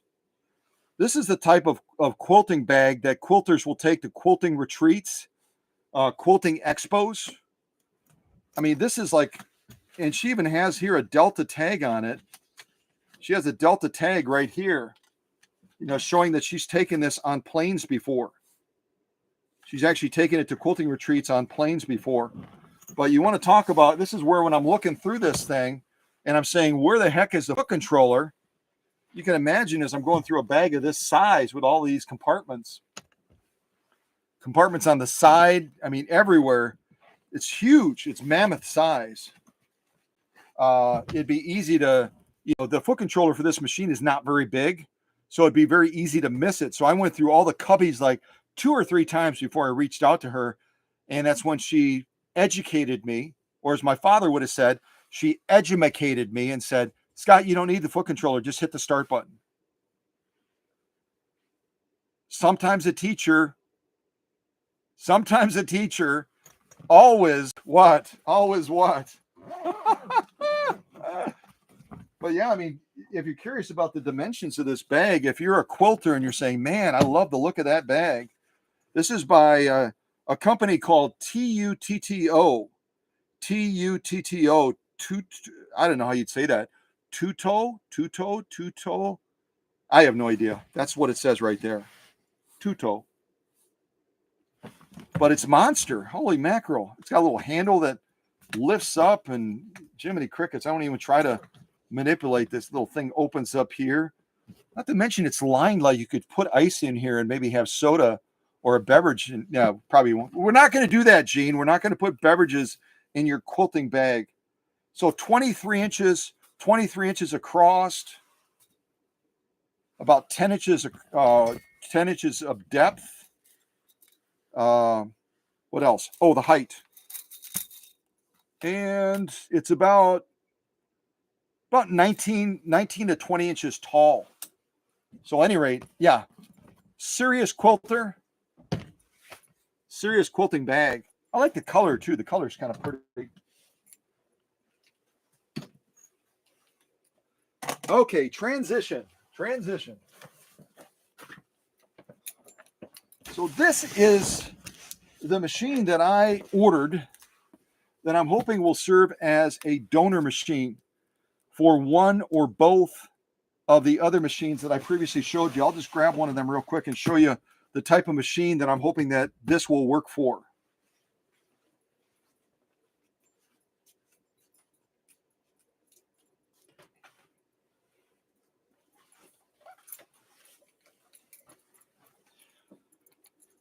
So this is also a quilting machine, but again, if you compare it to the quilting machine that we just got done working with that belongs to Gene from Crivitz, this is like almost like a baby size version compared to that other one. This one is quite a bit smaller, and this is made by obviously FOF. It's not made by Elna. This happens to be a model 7530 that would have come out in the 1980s probably. And yeah, so I have two of these that came from Salt Lake City. If you missed that live stream, two of these came in from Salt Lake City from the customer out there that teaches kids how to sew. Both of them have board faults in them. In other words, the circuit board is shorted out in both of the machines. So each machine is doing something it's not supposed to be doing. And on these machines, just like Gene's machine, there's multiple boards in them. There's going to be a control board in the base down here. There's going to be a control board that runs the full length of this. There's going to be a control board over here. And there's going to be another control board that's center right about there. So the average computerized machine has generally 2 to 3 control boards, some of them more. So there's a lot that can go wrong with them, unfortunately. And again, depending on where you're operating them, the ventilation, the ambient temperature of the room, whenever you're talking about something electronic like this, it tends to generate a lot of heat. Sometimes there's not enough orifices on the case to allow that heat to escape. So all the heat builds up in there, and then it causes those boards to fail. Is that by accident? I don't know. If I were designing a machine, I may not give it just the best ventilation possible with the hope that the boards eventually will fail, and then they'll buy another machine from me. I probably wouldn't do that, but I know that there are manufacturers that do that. It's called planned obsolescence. Planned obsolescence is designing a product to fail at a certain point. So yeah, I don't know if FOF did that intentionally or if it was just a design opportunity where they could have made the ventilation better on these machines. But yeah, there's not a lot of spaces for that heat to escape, is there? So we'll see what we have in this box over here, and hopefully it's going to be suitable to get at least one of these machines, if not both, back to a working condition again. I'm hoping.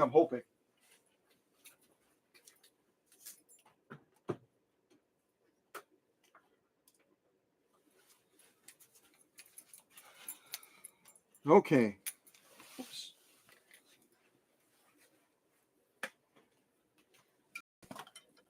Okay, almost there. So as you can see, I've had this for a little bit. Today is didn't I say it's the 14th, I think, right? Today's the 14th.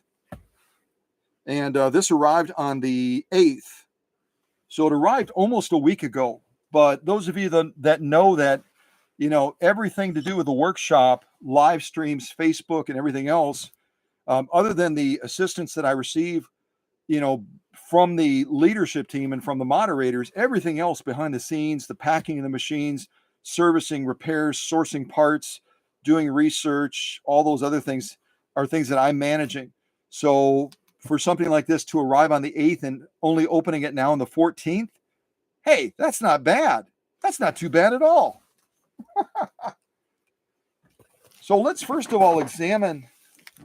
Here's something moving around in there.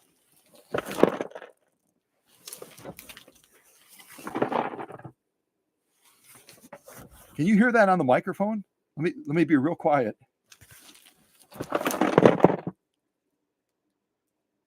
There's something really loose moving around in there. That's not a good sign, is it? Listen. Oh, man. I'm terrified. Okay. Well, let's look at the box. So all in all, coming from Ohio, this came from Columbus, Ohio. I don't see any punch throughs over here. That's good. No punch throughs.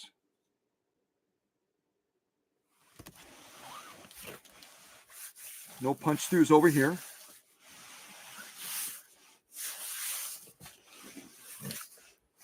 Top looks like it's in good condition. Bottom.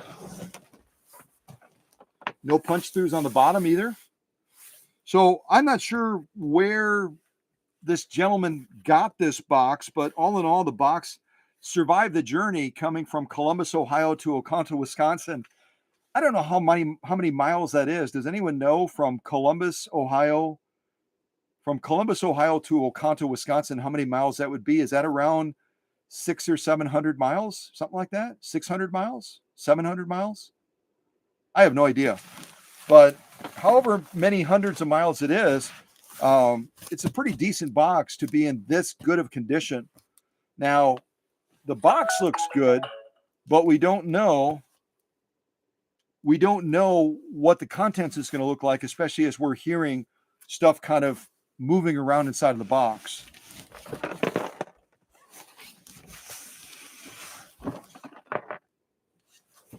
Yeah.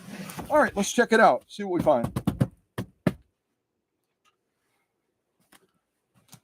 And again, when you're opening a box like this, I always recommend, kind of push down a little bit to see how much give it has. That'll give you an idea of how much clearance space there might be underneath it. And then set your blade accordingly. I always set it a little bit shorter just to be safe.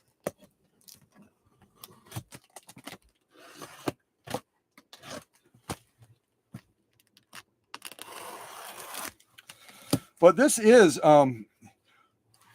interestingly, more so for contemporary or newer machines. It's actually more difficult to source parts for newer machines than it is for vintage sewing machines. Vintage machines are generally a lot more plentiful. They're a lot more plentiful, and they're a lot more, the parts are interchangeable.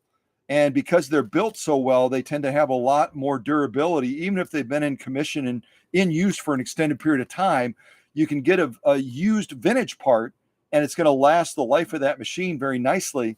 Whereas when you're going into the contemporary realm, like with these FOF machines and the Elna machines, what the manufacturer does, because again, they've got this little game plan. They got this little game plan that they want to make money. They want to make money. Who knew? So they will, after a relatively short period of time, usually no longer than 5 years, sometimes as little as 2 to 3 years, once they've introduced a machine, they will then stop supplying the parts for that machine, probably with the hope that you're going to step out there and buy their next model, right? I mean, I'm not trying to say that that's truth, but it might be. It might be. It's kind of like a lot of our vintage family members experience. If they go into their local sewing vac, if they go into their local sewing center that sells contemporary machines with their vintage machine, and they want to have it serviced or repaired, what are they generally told? They're generally told, oh, that's not repairable. That machine isn't repairable. You should just look at upgrading to a new machine. I can't tell you how many people have contacted me before sending their machine into the workshop and me repairing it and getting it better than new and sending it back to them so that they can then go back into their sewing vac to not confront, but to gloat a little bit to those sewing vac people or that sewing center people that said that their machine was not repairable. And they'll bring in a stitch off or something like that, showing what their machine is doing now after these other folks said it wasn't repairable. I'm not trying to make fun of those people. I'm just trying to say that their focus is different. Our focus is the preservation of sewing machines. We want to keep them working. We want to keep them operating.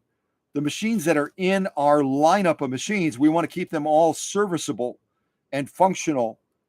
The sewing vac places and the sewing centers have a large inventory, tens of thousands of dollars worth of sewing machines that they buy from Elna, Husqvarna, Singer, and other places like that, that while they have those on the shelf, it's not earning them any money. So the sooner they can persuade somebody that has a vintage machine that's broken that that machine can't be fixed, the sooner they can have the possibility of persuading them to look at these new machines. And you know what?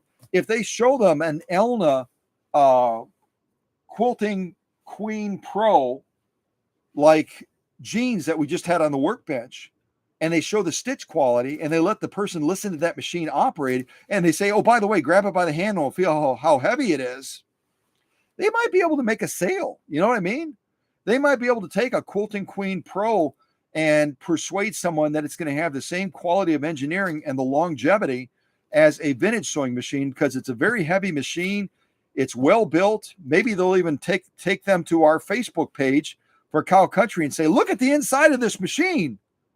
It's all metal. It's built like a tank, which is true. But at the same time, we're going to be losing a vintage sewing machine that probably will get recycled by a metal collector or something like that, because this sewing center or this sewing vac place is going to convince them that it's not repairable. So that's where all of you come into play.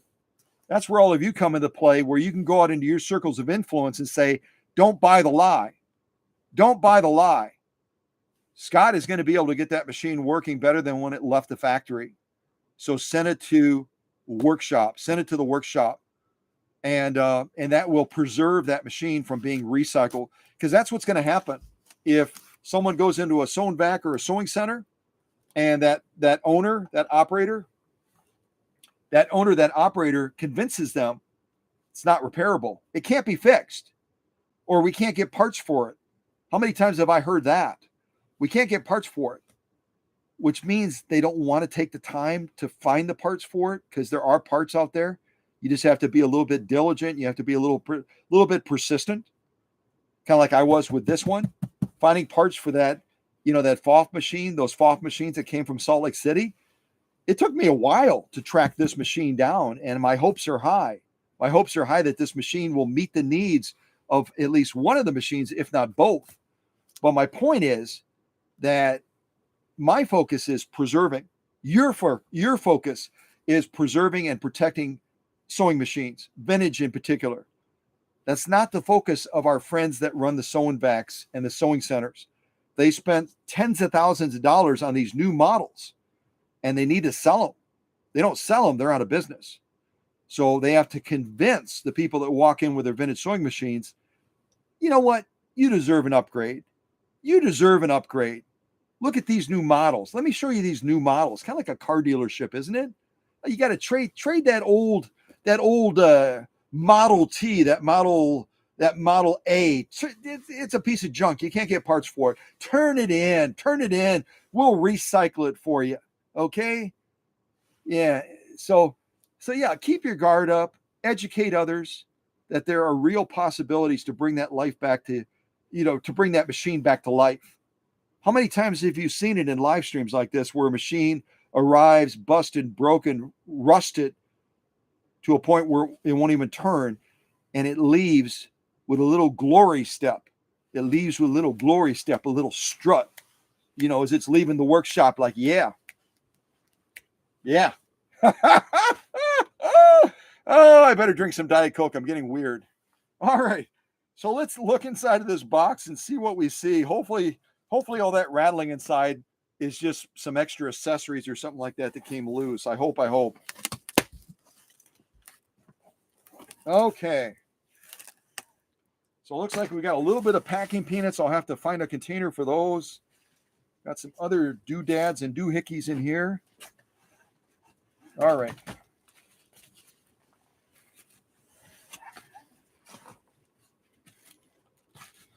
So, no sharp criticism for the person that I bought this machine from on behalf of our customer from Salt Lake City, Utah. They've made some effort here to pack the machine a lot better than we've seen some of them packed. But again, that doesn't mean anything if the machine arrived broken, right? So we'll see what we see. Extra little padding on the side.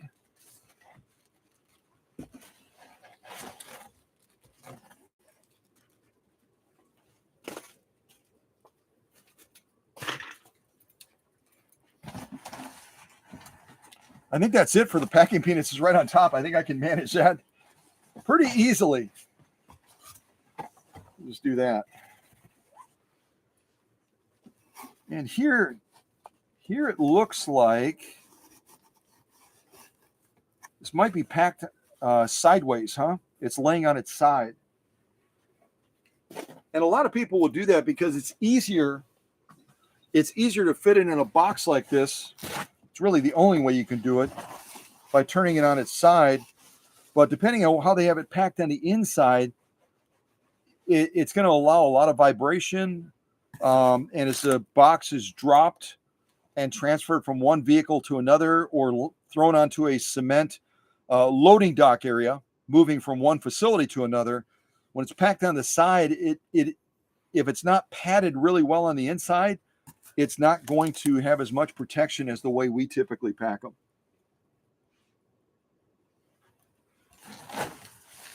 All right, I'm just going to throw these over here for right now.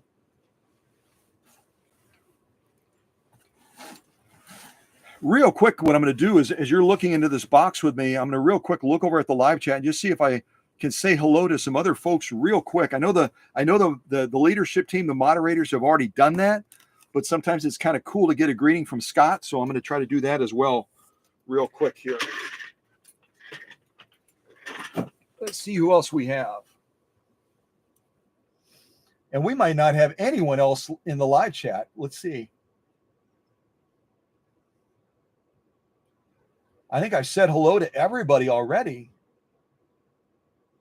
Oh no, we've got somebody new. Somebody new that Susie is describing as Kelly. So welcome to Kelly. Welcome to Kelly, who has a really cool screen name. Kalakuku Kutun. I'm not even going to try it. It almost sounds like it's Hawaiian, doesn't it? I wonder if Kelly is from Hawaii. Let's see who else we have.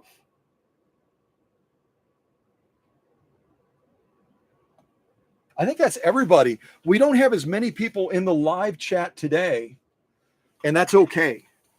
Like I said, Tuesdays, it's a little bit more difficult for people during the work week to join us, but they'll watch this as a video afterwards.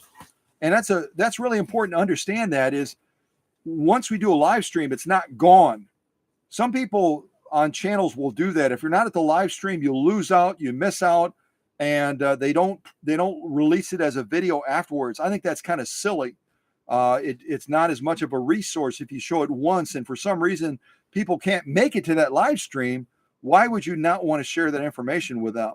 Why would you not want to give them that experience that everyone else did? So the beauty of YouTube is we not only can give them the experience of the content of what that live stream was, but they can also be a part of the live chat by looking at that live chat replay popping up in real time as they're watching the video. So they can see the reaction of the audience that was in the live stream to what happened during that live stream, even though they weren't there.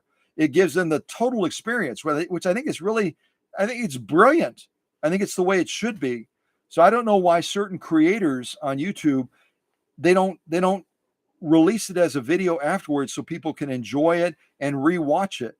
Even some of the people that were in the live stream, they might have gotten just, interrupted by something, or they might have had to step away and they didn't get to watch the end of the live stream. If you don't post it as a video afterwards, they never see the end of it. I don't know. It's their channel. Let them do what they want to do. We'll do what we want to do here, right? And I take a lot of your suggestions, as Susie and Emma and other leaders can attest to. So if you have any suggestions on how we can make the channel even better, how we can make live streams even more interactive, that would be great. But again, I would love for, if someone has a question or a comment, you can certainly type it in the live chat, or you can call me and I'll put you on speaker and everyone can hear. Oh, that's what they sound like. Boy, they got a nice voice. Really cool. Or you can send me a text if you like. Okay, so let's see if we can start to get into this. Let's see how this machine, you know what? I'm using my old scissors, and I should be using Emma's surgical scissors because they point away. They point away from the case, don't they? These right here. These are the ones that Emma sent me. They're like a nursing or a surgical scissor. And they kind of, yeah, I love it.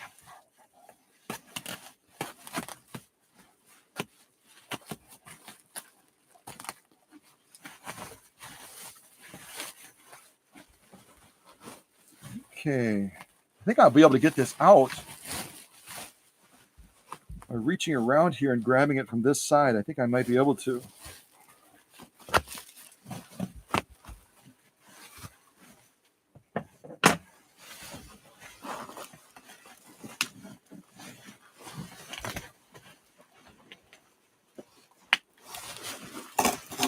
Maybe not. See if I can lift it maybe a little bit.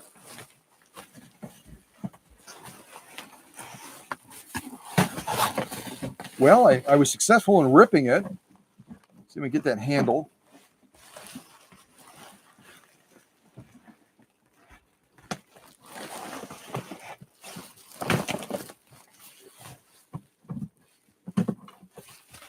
And that's the problem with these covers that kind of slide over the machine, is they will slip.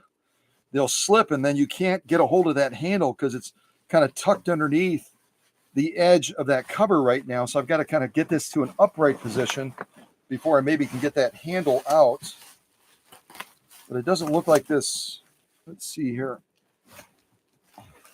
I'm not sure how well this cover survived the journey.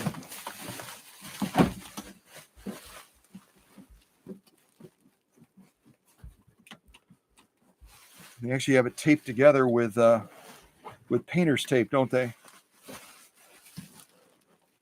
And I'm not as concerned about the cover, but still,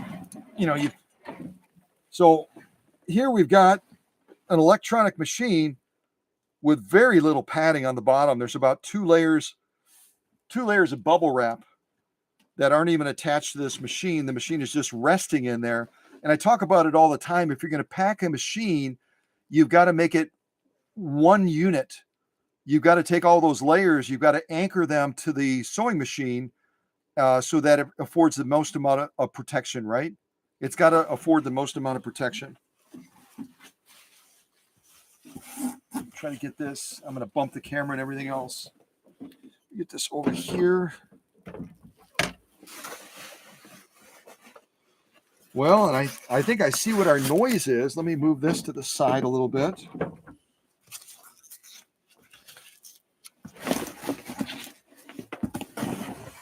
So you can look inside of, let me see if I can.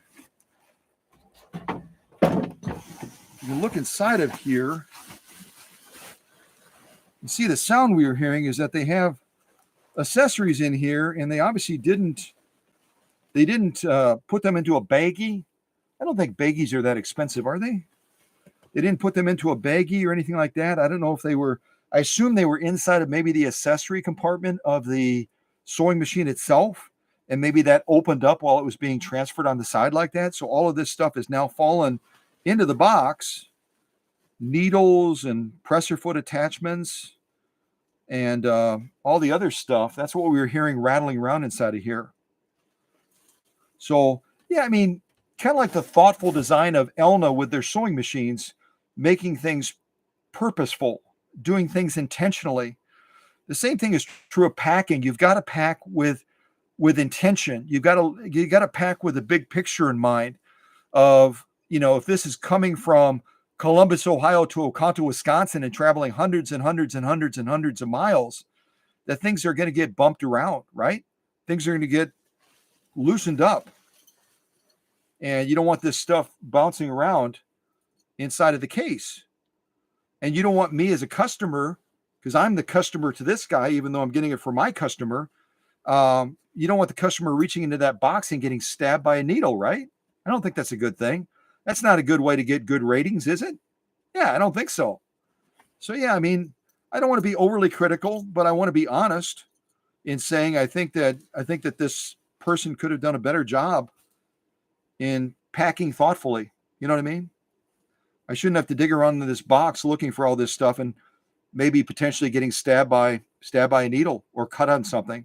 There might even be razor blades in here. Who knows? So if you're going to pack, if you're selling a machine and you're going to pack it, use my method. It's the best method that I've found so far. And I think most people agree. Secondly, pack it thoughtfully. Pack it so that if you were the recipient on the other end, you would open it up and you would be pleased. You would be happy. You would not get injured. Getting injured as a customer is never good. So, I mean, you got needles floating around and everything else. Especially this twin needle could do some serious damage if you reach into the box and you don't see it in the bottom of the box and you get this stuck in your hand. So, yeah, my feedback to this gentleman is pack more thoughtfully. Pack more thoughtfully. Yeah, I'm sure there's more in here. I bet you there is. I will find it eventually. Set that right there.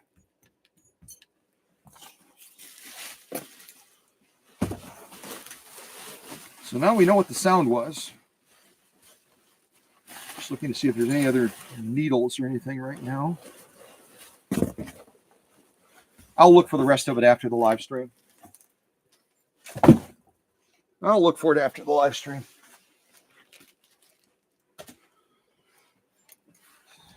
Okay, so let's see what we have here.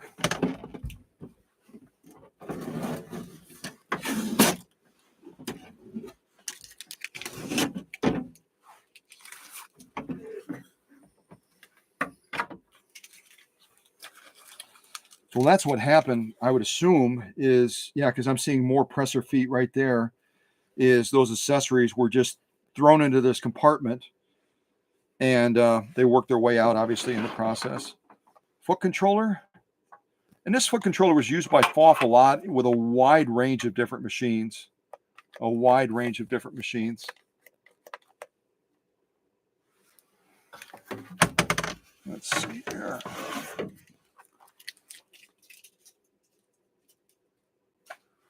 This one notoriously, it's got a retractable thing, and some of you have vacuum cleaners like that as well.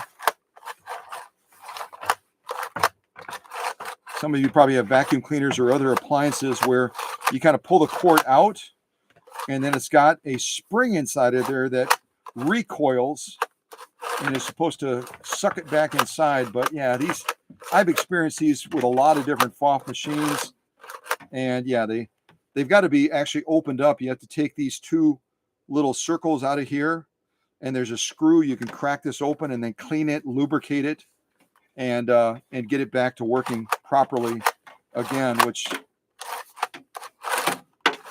yeah, it's not working properly right now.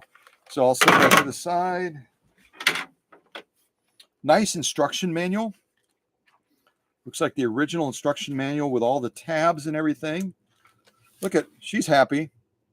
Yes, I bought it, and I love my machine so much. It's my favorite machine. I don't know if she talks like that or not. She might. But this is a great resource, and I don't know if my customer down in Salt Lake City, Utah, has this original instruction manual. If she doesn't, then this can be a resource to her, because it'll be more purposeful to her and her students than it will potentially be to me. So that's great to see. FOF, exploring new sewing horizons with FOF snap-on sewing feet. So this apparently is when the big evolution of the snap-on sewing feet for convenience and quick trade-outs as far as presser foot attachments, was a big, was really coming into play. What else? Dang it, I got 2 of these. So again, this might be a resource to my teacher down in Salt Lake City for her students, showing them the benefit of those snap-on feet. And then we got a promotional flyer here, it looks like, where they would have actually been promoting this machine when it was first introduced. Again, this is the model 7530 is what we have, and then its predecessor, the 7510. Yeah, some beautiful. FOF generally does, and most of the sewing companies generally do a really, really good job with their promotional materials, don't they? And these are what are available when you walk into that sewing vac or that sewing center, and they tell you, your vintage sewing machine can't be repaired. It's junk. Get this new machine. Get this new machine. Oh, I'm so naughty. I'm going to get a bunch of calls from sewing vac places, probably calling and hanging up. Hey, is your refrigerator running? You better go catch it. Yeah, you never know. Power cord, that could be helpful. Another presser foot attachment. Snap-on.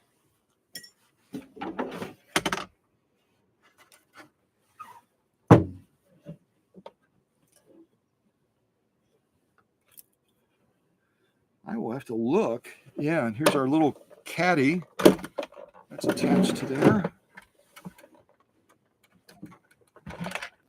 And this is the birth spring or the wellspring of all the stuff that was banging around inside of the box.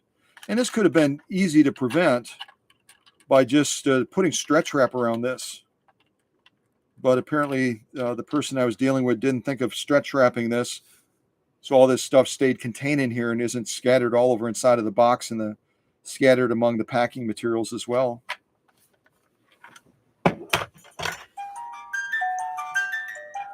That was weird. That was Alberto's music box just coming to life. That was really kind of cool. Okay. Let me move that out of the way.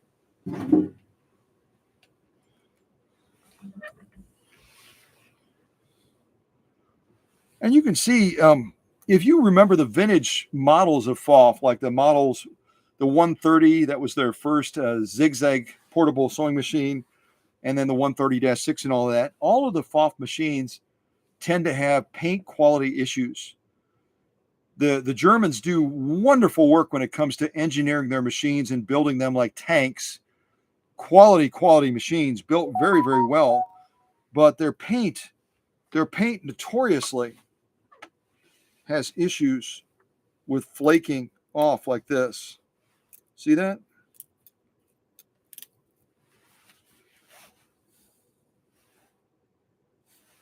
And I've noticed, especially on this model, particularly in this region right here, the paint is, I don't know, it could be the way they're applying the paint.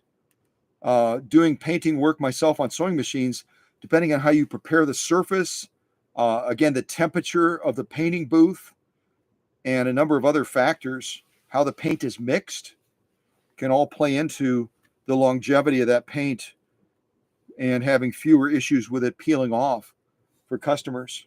So, yeah.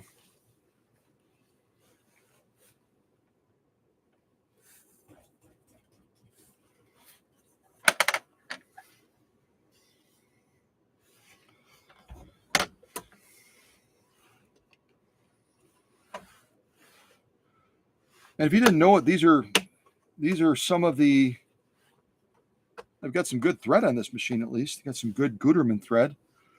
These are some of the built-in stitches that are programmed into this machine, this Creative 7530. If you're able to see those at all in the shot, I'll kind of bring it by the camera.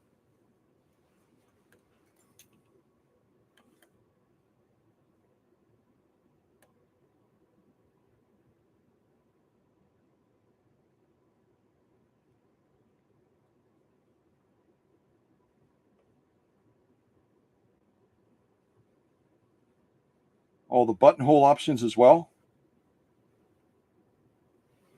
So, back in the day, we got excited over fashion discs. We got excited about cams, putting cams in and having access, typically on the earliest ones, one pattern on every cam or every fashion disc.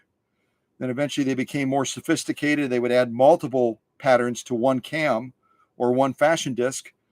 And then you get a machine like this that has probably, I don't even know how many, probably 100 built-in stitches that are saved in those computer boards. So it really opens up the horizon to a lot of new possibilities, doesn't it? What I'm going to do is I'm just going to plug it in real quick and see if we can see if the foot controller is working. That's my biggest concern, because that's controlled by the baseboard down here in the bottom.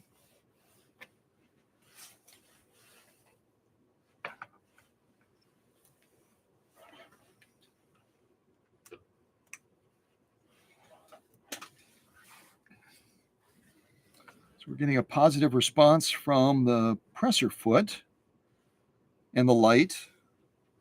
It did a quick little self-calibration. I'm trying to read what the screen says.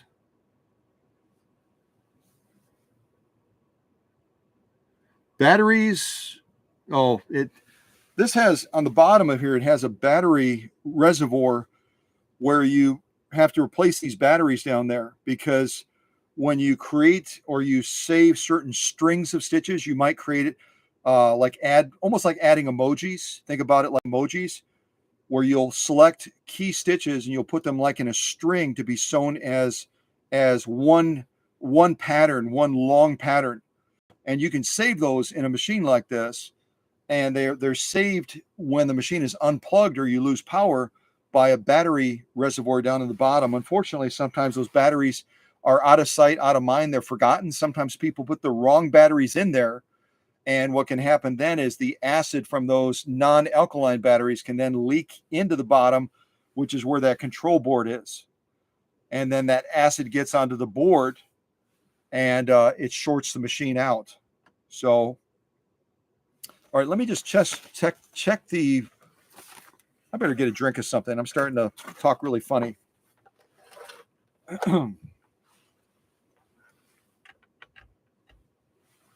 All right, let me get a drink of something, and then we'll fire this up. I shouldn't say fire in association with a sewing machine. That's bad. Do not say fire, Scott. Do not say fire. All right. I'll just check the phone real quick, see if we... It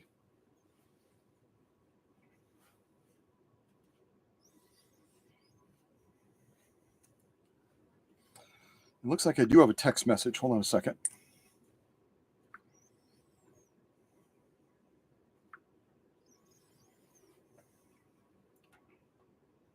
Oh, okay.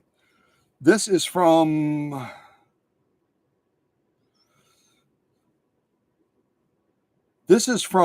Kelly Koo.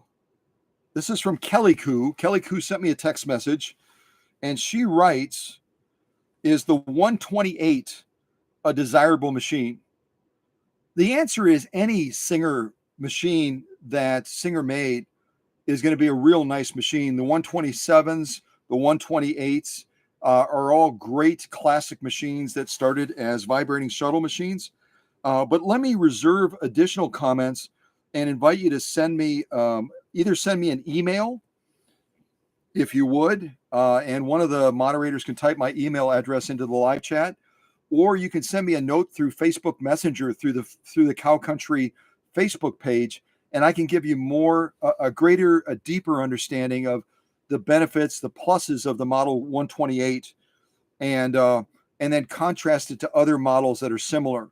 But on this one, I want to focus on what we're doing with this machine right now, if that's okay, and also what we did with Jean's machine as well. I kind of keep it centered. If you were to say what are the pluses of the Model 7530 compared to, say, the 1475 CD that FOF introduced earlier than this model, then I could touch on a couple of those things real quick. But the 128 is going to be very different than our topic right now, Kathy. So why don't you reach out to me afterwards, and I'll give you a greater appreciation and a greater depth of understanding about the Singer 128 model. But a great question, just not relevant to what we're doing right now. So I hope you understand. But nice to get a text message. Very cool. Thank you. Very cool. Okay. So got it plugged in, got it fired up, and we probably will turn it on its back as well and just check that battery cabinet so I can see if this this machine might have some issues that will occur with this baseboard that is so critical to what I'm wanting to do with this machine. If it does have some of that battery acid leaking on the baseboard, I'll have to circle back with this individual. But let's see for now. Let's see if it's going to respond, because on the other two 7530s that I have, the baseboard has failed, so I'm not even getting a response from the foot controller when you plug it in. So let's see if we get a response from this one, hopefully. There we go. Got the camera angle right.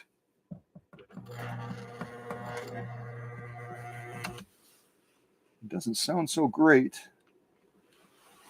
Sounds like it's binding up. I'm going to take the clutch out real quick.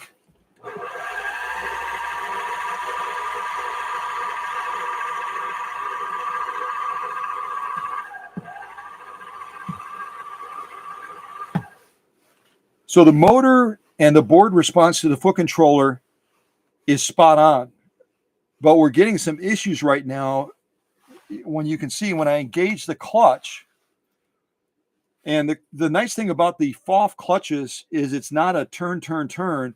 It's just a quick click, and you're, yeah, see this? There are some mechanical things that are binding on this machine right now. So I'm not gonna push this machine any further until I can dig into it and find out what's going on with this machine. And then I'll give some feedback to this individual that I got it from on how they did on the packing. And also I'll look at the pictures that they sent me to see, because I don't remember the paint being quite this bad off on here. Where it's, yeah, we're down to the base metal right here. We're down to the base metal. If you can see that in the shot.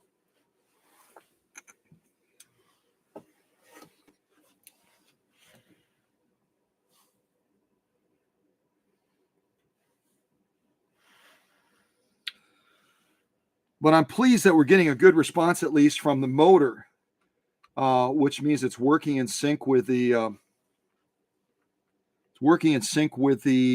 baseboard that's so critical.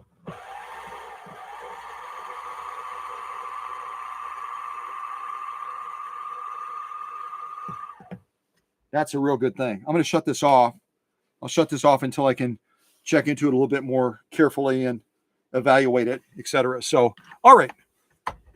So that pretty much wraps up what I wanted to cover during this this extended live stream, where we started out with an Elna Quilting Queen, and now we've ended with a Quilting Craft Pro by FOF that I've acquired on behalf of a customer from Salt Lake City, with the hope that I'll be able to utilize the different parts of this machine that are working, like this baseboard unit, and that we'll be able to get these machines back to Salt Lake City working, so that these students down there can enjoy the benefits of those machines. I'm just curious real quick to look at.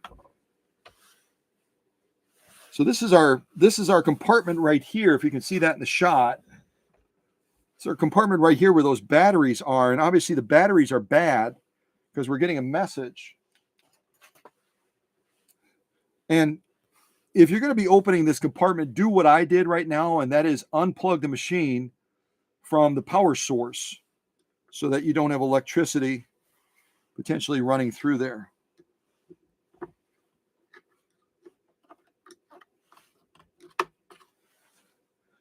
And we do have an issue down here. You can see this straight away. You can see the corrosion right there.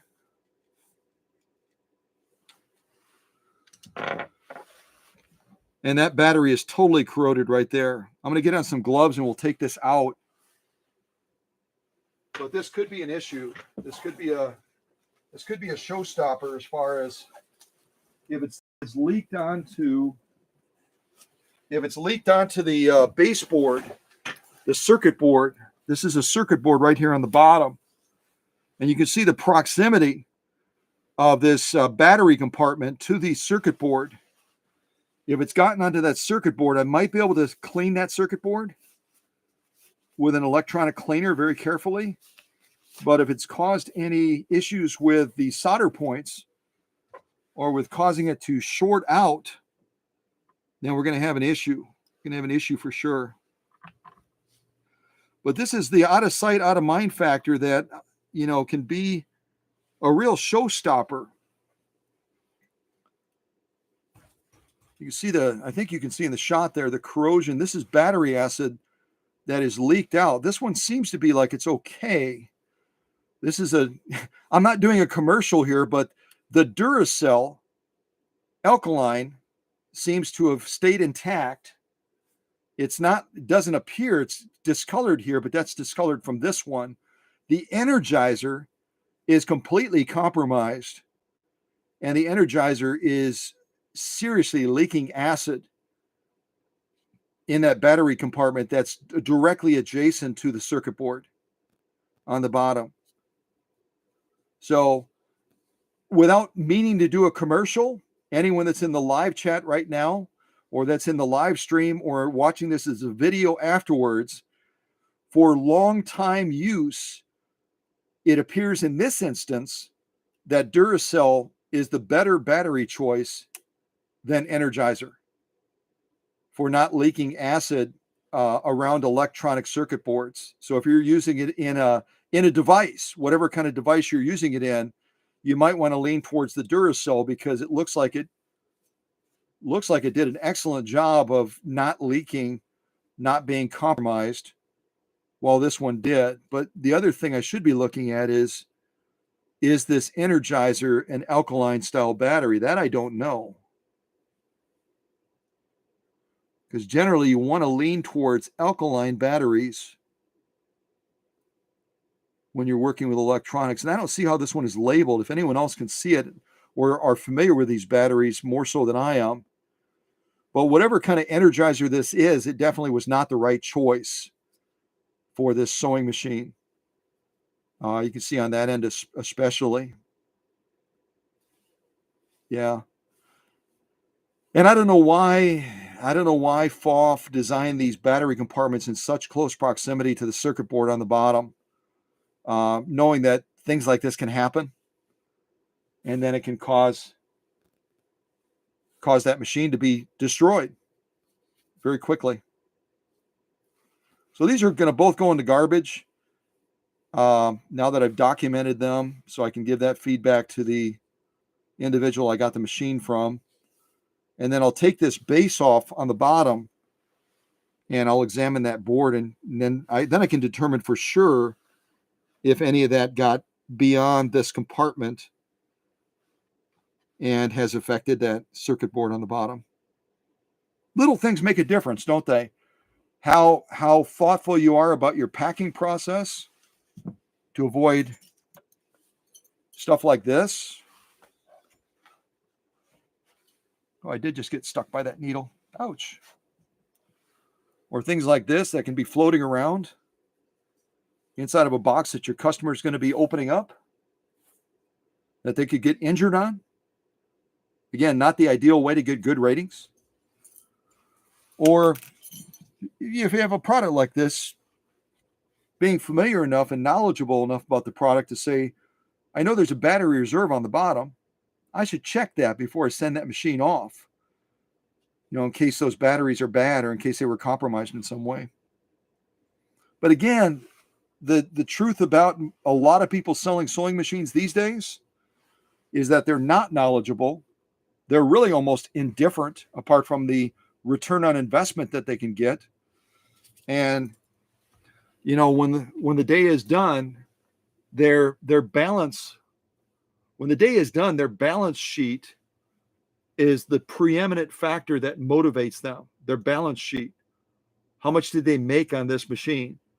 How much did they buy it for? How much did they sell it for? That's really the baseline of their interest.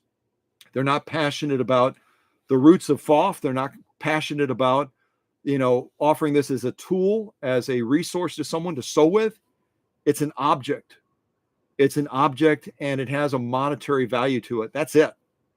That's probably, I would say conservatively, 80 to 90% of the people that are selling out there have that mindset. And that's sad, isn't it? Because then you get machines like this that are allowed to be shipped out that are already compromised, and it gets all the way to Oconto, Wisconsin as a possible resource for the customer down in Salt Lake City. And at this point, the jury's out. I won't know until I take this apart and I examine that circuit board to know if that circuit board has in any way been compromised. So, yeah, why don't they find another thing to make money from? Leave our sewing machines alone, right? Leave our sewing machines alone. So, at any rate, I'm going to end this live stream very shortly. I'll set up my little timer, the countdown thing I've been doing for fun. Thank you to the moderating team. Thank you to the leaders. Thank you to all those that have been in this live stream, whether you've been in the shadows or whether you stepped out and you joined the live chat. We appreciate each and every one of you, and so grateful that you have a genuine passion for these machines. And seeing something like this where someone has neglected the machine or maybe misrepresented the machine and done a crummy job overall of packing the machine, it's probably a little bit galling to you. But at the same time, all we can do is continue to carry our message forward of falling in love with machines, whether they're vintage or semi-vintage, and helping people to gain a new appreciation for what we already love, right? That's kind of what it's about. So God bless you. Take care. Have a great rest of your Tuesday. And I'll set up my timer. I'll let you wrap up your chats, and then we'll bring this live stream to a conclusion. So take care. I'll ring the bell.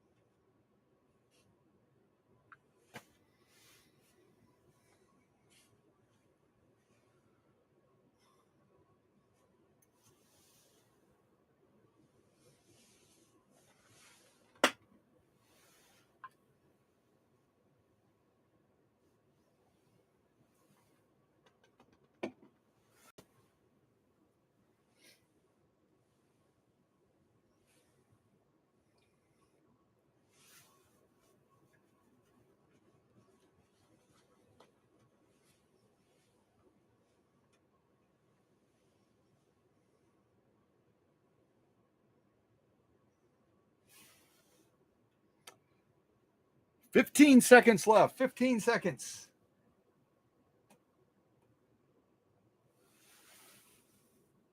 And again, the live chat will stay active for a little bit after I end the live stream. So if you're right in the middle of writing a comment or typing something, you can still get away with doing it for a few minutes. And there's our timer.